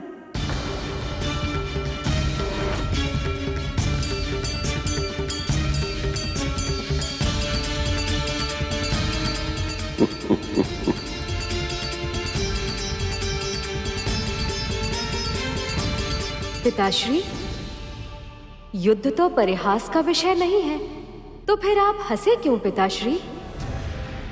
क्योंकि इन असुरों को आभास तक नहीं है कितने अभिमान से ये किससे बात कर रहे हैं। महिषासुर की तरह भी इन्होंने तुम्हारी मां की शक्ति को, नारी की शक्ति को कम आंकने की भूल की है। अब मेरी रुचि तो ये जानने में है कि इनके साथ अब आगे क्या होने वाला है।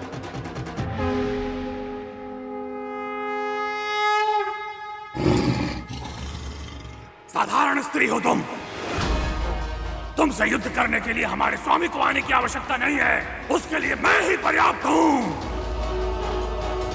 और मुझे तुमसे युद्ध करने की आवश्यकता नहीं। तुम्हारे लिए तो मेरा सिंहराज ही पर्याप्त है।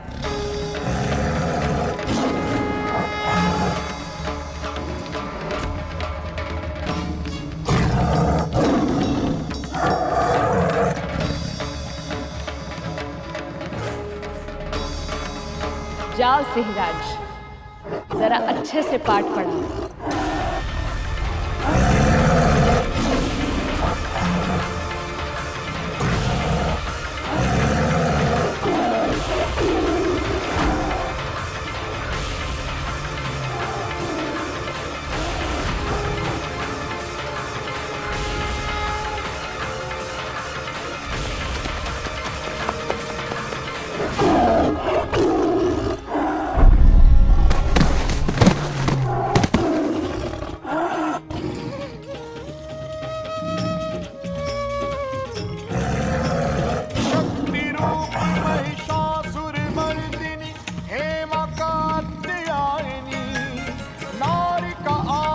प्रतीक तू ही जगत की जननी है माँ, तू ही दानव भागिनी है माँ, तू ही दानव भागिनी।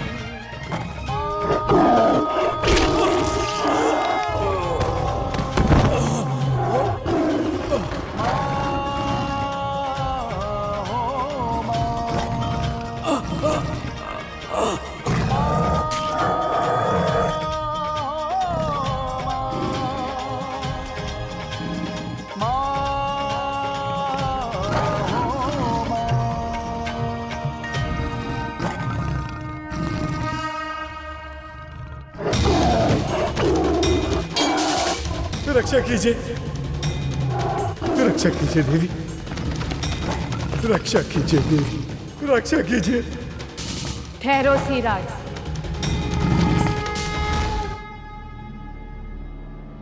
जाओ सैनिक, और ये संदेश पहुंचा दो अपने महाराज को कि यदि वो मुझसे विवाह करना चाहते हैं तो यहाँ आए और मुझसे युद्ध करें।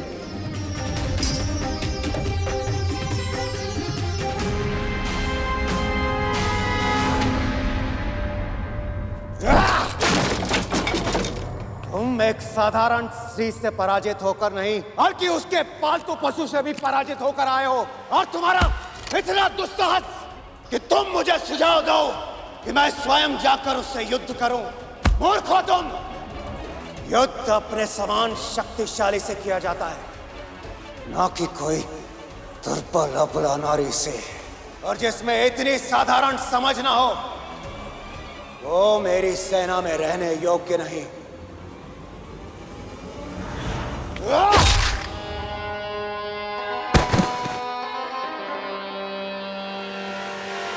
विंध्याचल के लिए कूच करने की तैयारी करो। अब तो उस स्त्री को मैं अपनी पत्नी बनाकर ही रहूंगा, प्रेम से नहीं तो बल से ही सही।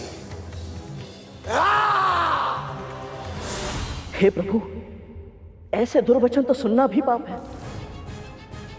केवल मां के बारे में ही नहीं, किसी भी स्त्री के बारे में कोई भी पुरुष ऐसी घिनौनी सोच कैसे ला सकता है?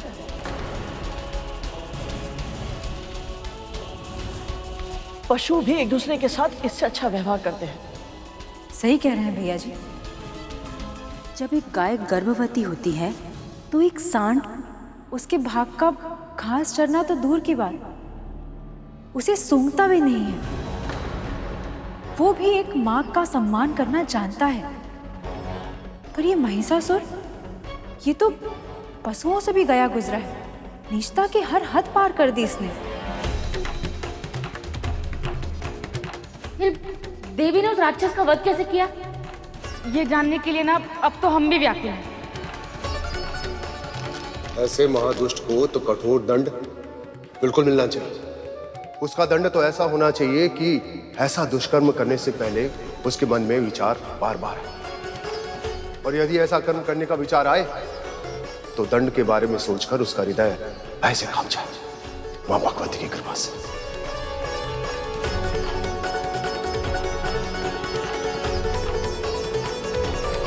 ऐसा ही हुआ।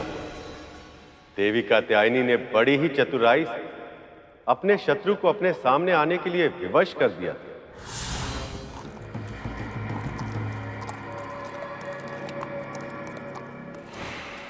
पापी का अंत सुनो, पापी का अंत अब। काल आए और इसे दबोच ले।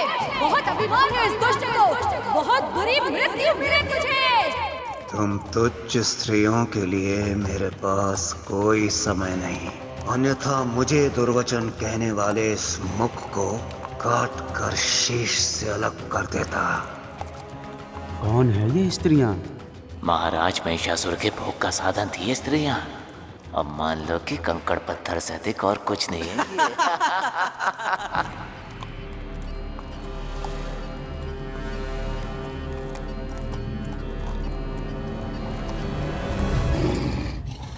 तुमने तो रक्तपान भी कर लिया सिंहराज, फिर भी इस मूर्ख का अभिमान समाप्त नहीं हुआ।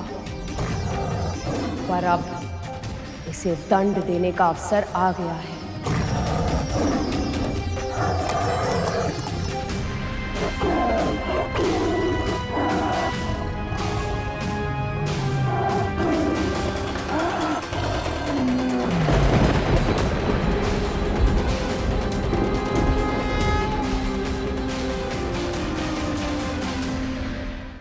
महाराज, लौट चले?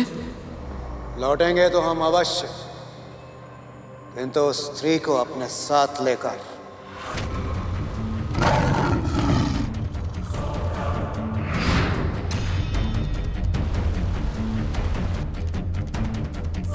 कहाँ गई?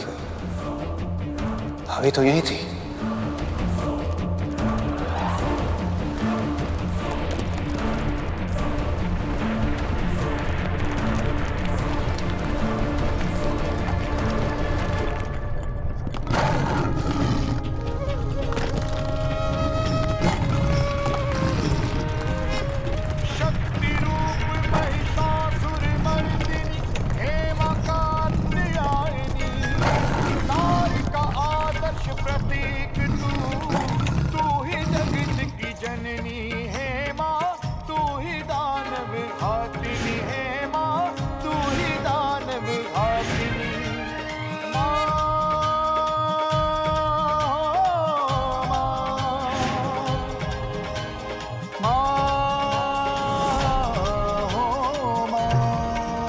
अद्भुत।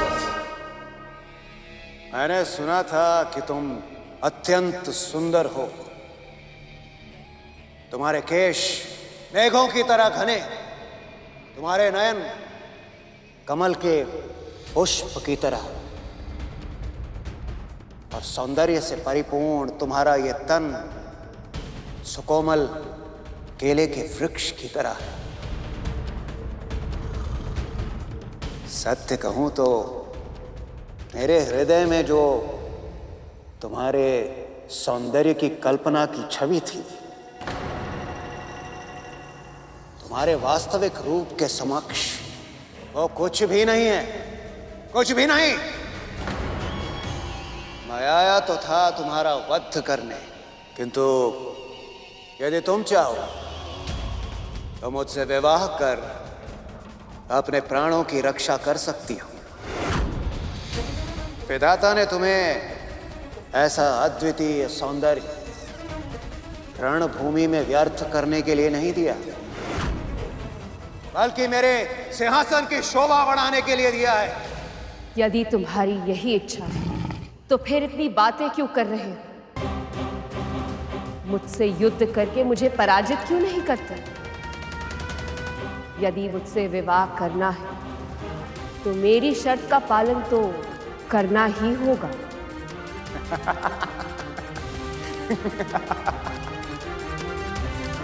कोमल पुष्प अग्नि से भिड़ा नहीं करते सुंदरी। तुम्हें मेरी शक्ति का तनिक भी आभास नहीं है। समस्त देवता ही नहीं, तुम्हारे नारायण भी मुझे पराजित नहीं कर पाए।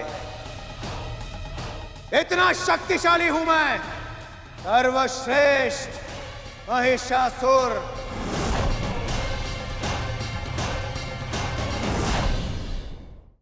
तो फिर अपनी शक्ति का अनुचित प्रयोग क्यों करता है तू? क्यों स्त्रियों का हरण करता है, उन्हें सताता है और फिर उनके साथ दुराचार करता है? अरे मूर्ख, स्त्रियों का अपमान करते समय तुझे इतना भी स्मरण नहीं रहता कि तू खुद एक स्त्री से ही जन्मा हुआ है। हे अज्ञानी, जो मात्र भक्ति का अपमान करता है वो माता के हाथों ही मारा जाता है। तू भी मारा जाएगा। अपना नारे बंद कर, अपना अनर्गल प्रलाप। त्रिलोक विजेता महिषासुर हूं मैं। यदि तू ठीक से नहीं मानी तो इन्हीं सुंदर केशों से घसीट कर ले जाऊंगा तुझे मैं यहां से।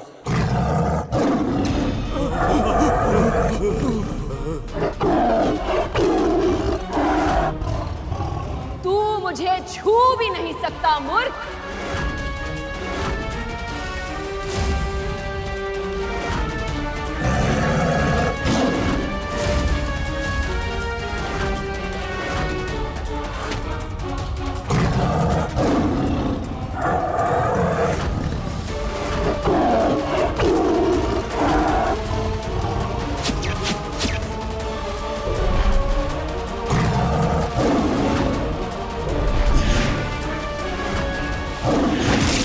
सिंहराज,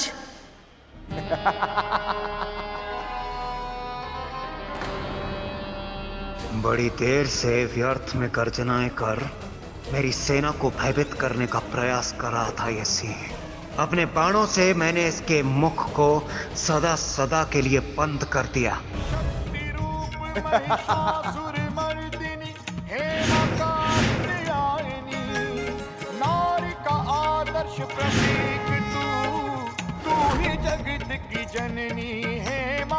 ये कैसे संभव है?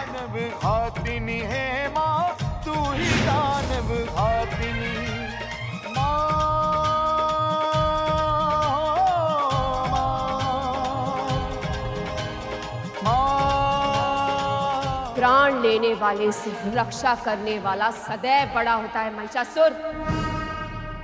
अब भी समय है, वापस लौट जा।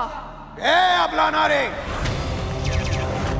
महिषासुर एक बार कोई निर्णय ले ले तो फिर उसे काल भी नहीं बदल सकता। सेना आक्रमण!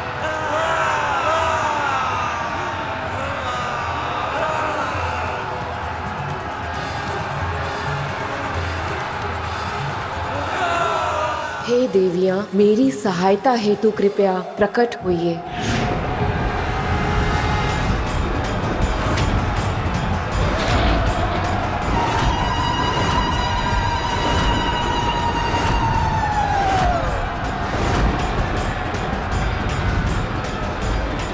जिस जिसका आवाहन कर सकती हो कर लो स्त्री। कदाचित मेरा गुप्त अस्त्र तुम्हारी समस्त देवियों का काट होगा।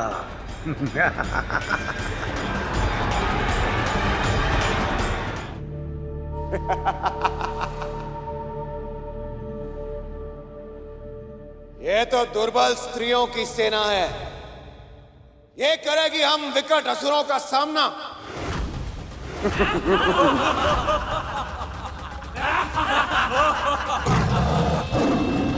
चूड़ी पहनने वाले हाथ केवल करछी और बेलन चलाने के लिए होते हैं, ना कि अस्त्र उठाने के लिए।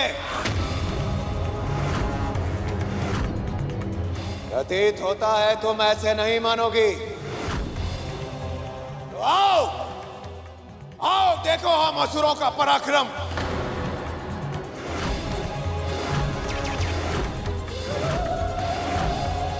सेना आक्रमण!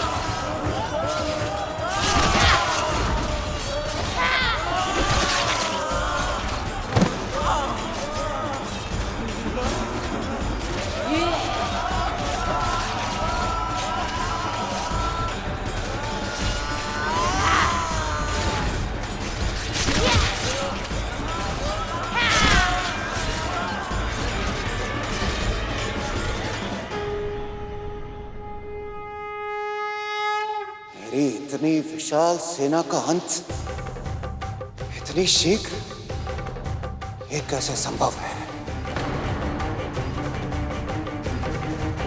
महिषासुर के जिन दुर्दांत सैनिकों के सामने हम सब हार स्वीकार कर चुके थे, उन्हीं दुष्ट और महा अत्याचारी असुरों को मां कात्यायनी की सेना साधारण शत्रु समझकर समाप्त कर रही है। सचमुच मां की शक्ति अतुलनीय है, अतुलनीय है मां की शक्ति। माँ का ऐसा स्वरूप मैंने पहली बार देखा है पिताश्री।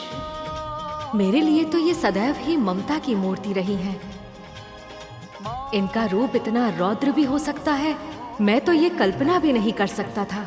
जब मानव धरती पर किसान बनकर कुदाल चलाता है तो वो अन्न उपजाती है, और जब मानव उसी धरती पर शोषण की सीमा तक दोहन करता है तो वही धरती भूचाल लाकर एक ही क्षण में मानवों को धराशाही कर देती है।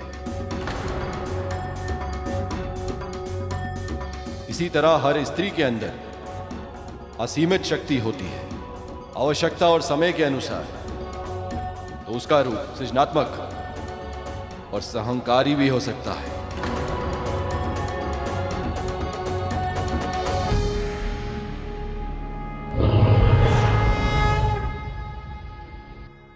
मेरी इतनी विशाल काय सेना का अंत इतना शीघ्र इसने कैसे कर दिया? जिस स्त्री शक्ति को तू दुर्बल समझ रहा था, उसने क्षण भर में ही तेरी पूरी सेना समाप्त कर दी।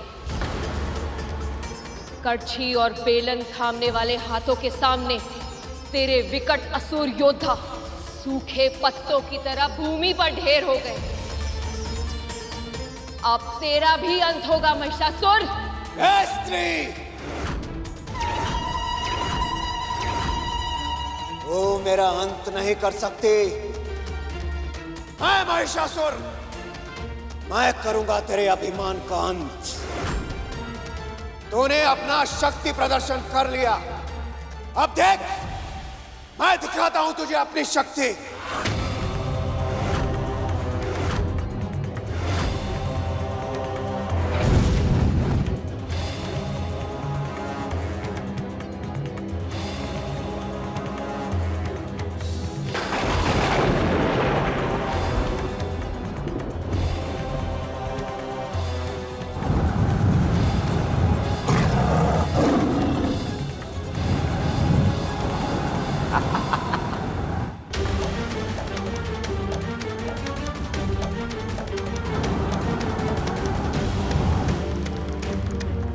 ये चक्रवात तो बहुत ही भीषण लग रहा है पिताश्री।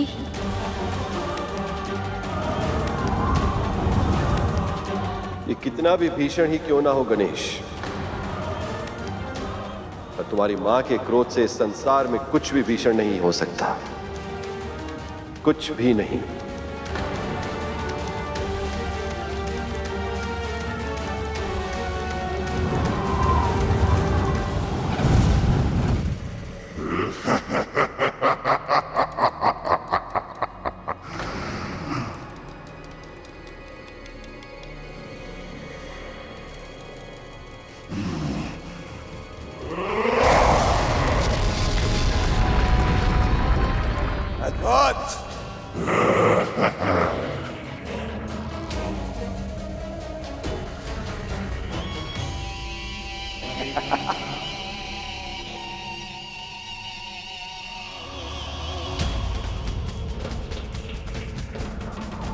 जाओ, जाकर अपने जन्म के उद्देश्य को सार्थक करो। नष्ट कर दो शत्रु सेना को। जाओ।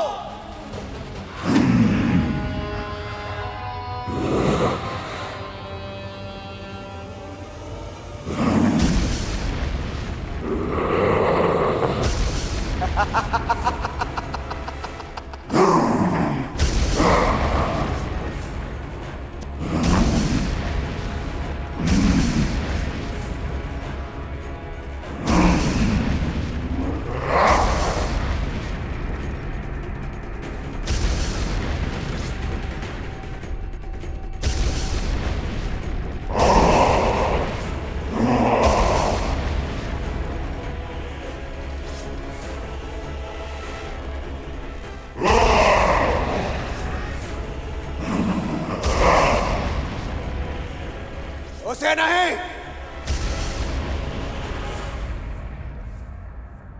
उसके मान का मर्दन तो मैं स्वयं करूंगा।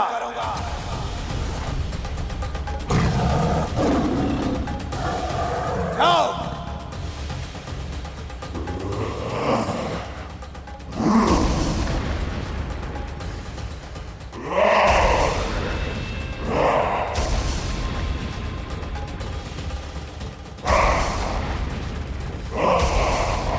देवराज, ये दानव तो महाविशाल है। सत्य कहा अग्निदेव। इसने विशाल काय पर्वत को एक कंकड़ की तरह चूर चूर कर दिया। अर्थात इसमें बल असीमित है। तो फिर ऐसे में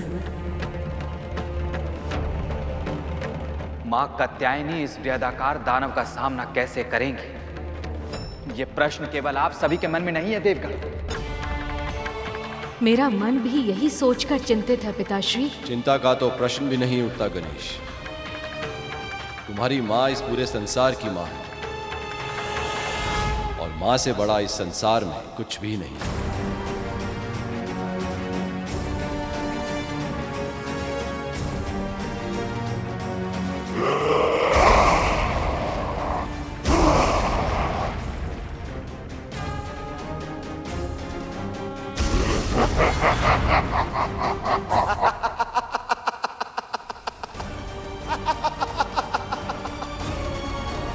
ये स्त्री सेना तो भयभीत होकर लुप्त हो रही है।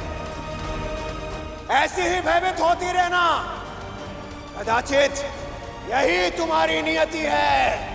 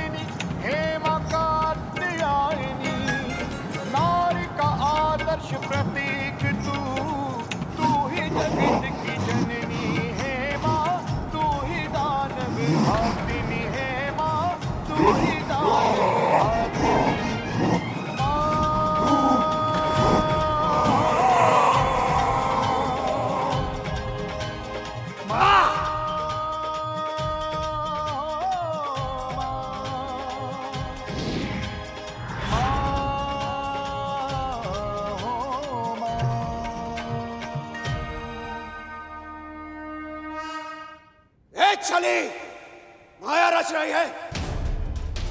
यदि साहस है तो वाह, आकर युद्ध कर महिषासुर से।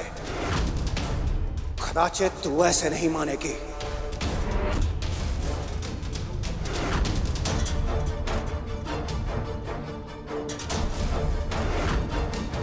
माँ का ऐसा स्वरूप देखने के बाद भी इसके मन से दुष्टता समाप्त नहीं हुई। हाँ प्रभु, ये तो बड़े ही अचरज की बात है। अपनी पूरी सेना और उस विशाल दानव की दशा देखने के बाद भी इसके मन में यह आभास नहीं हुआ कि ये माँ के सामने कितना तुच्छ है। अभिमान का दुर्गुण ऐसा ही होता है नंदी। आंखों के सामने सत्य उपस्थित होता है, पर अभिमानी उसे देख नहीं पाता। देवी कात्यायनी के सत्य से जितना दूर जाएगा, इसका अंत उतना ही बुरा होगा।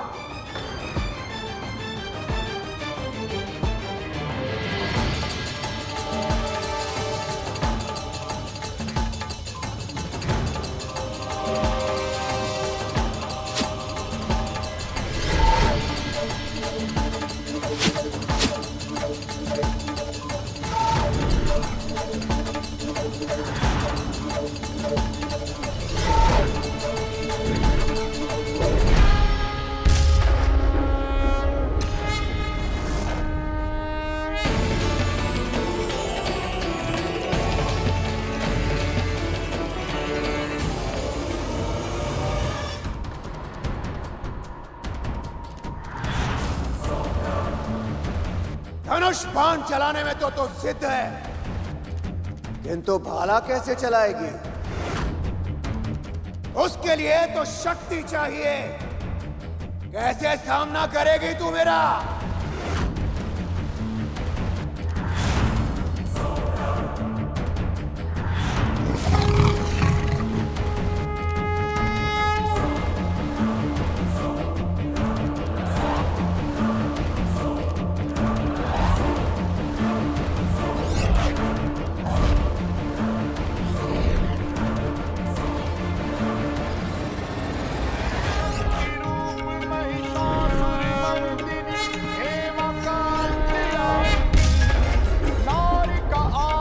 प्रतीक तू ही जगत की जननी है माँ, तू ही दानव घातिनी है माँ, तू ही दानव घातिनी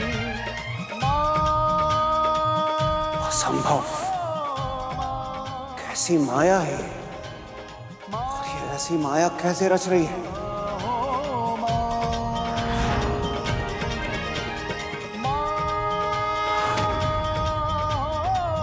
इंद्र का वज्र।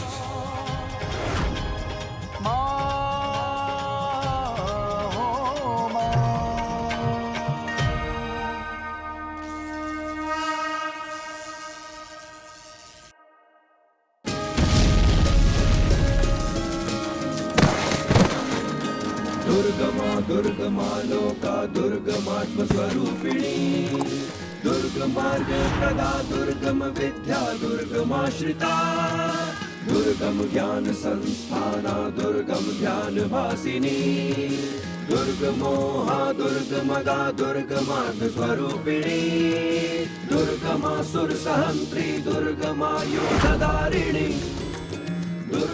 मेरे सभी अस्त्र व्यर्थ हो रहे हैं।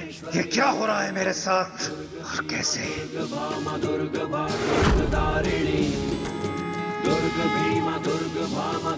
ये सभी अस्त्र पहले भी माँ की शक्ति से ही संचालित थे, पर आज माँ के हाथों में आकर इनका अधिकतम उपयोग संभव हो गया है,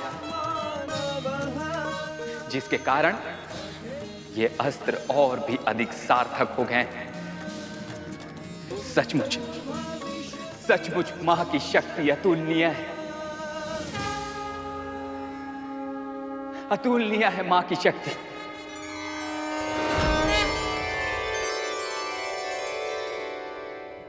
कैसे संभव है ये?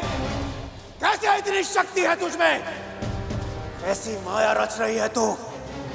अब भी तेरा अभिमान पूरा नहीं हुआ महिषासुर।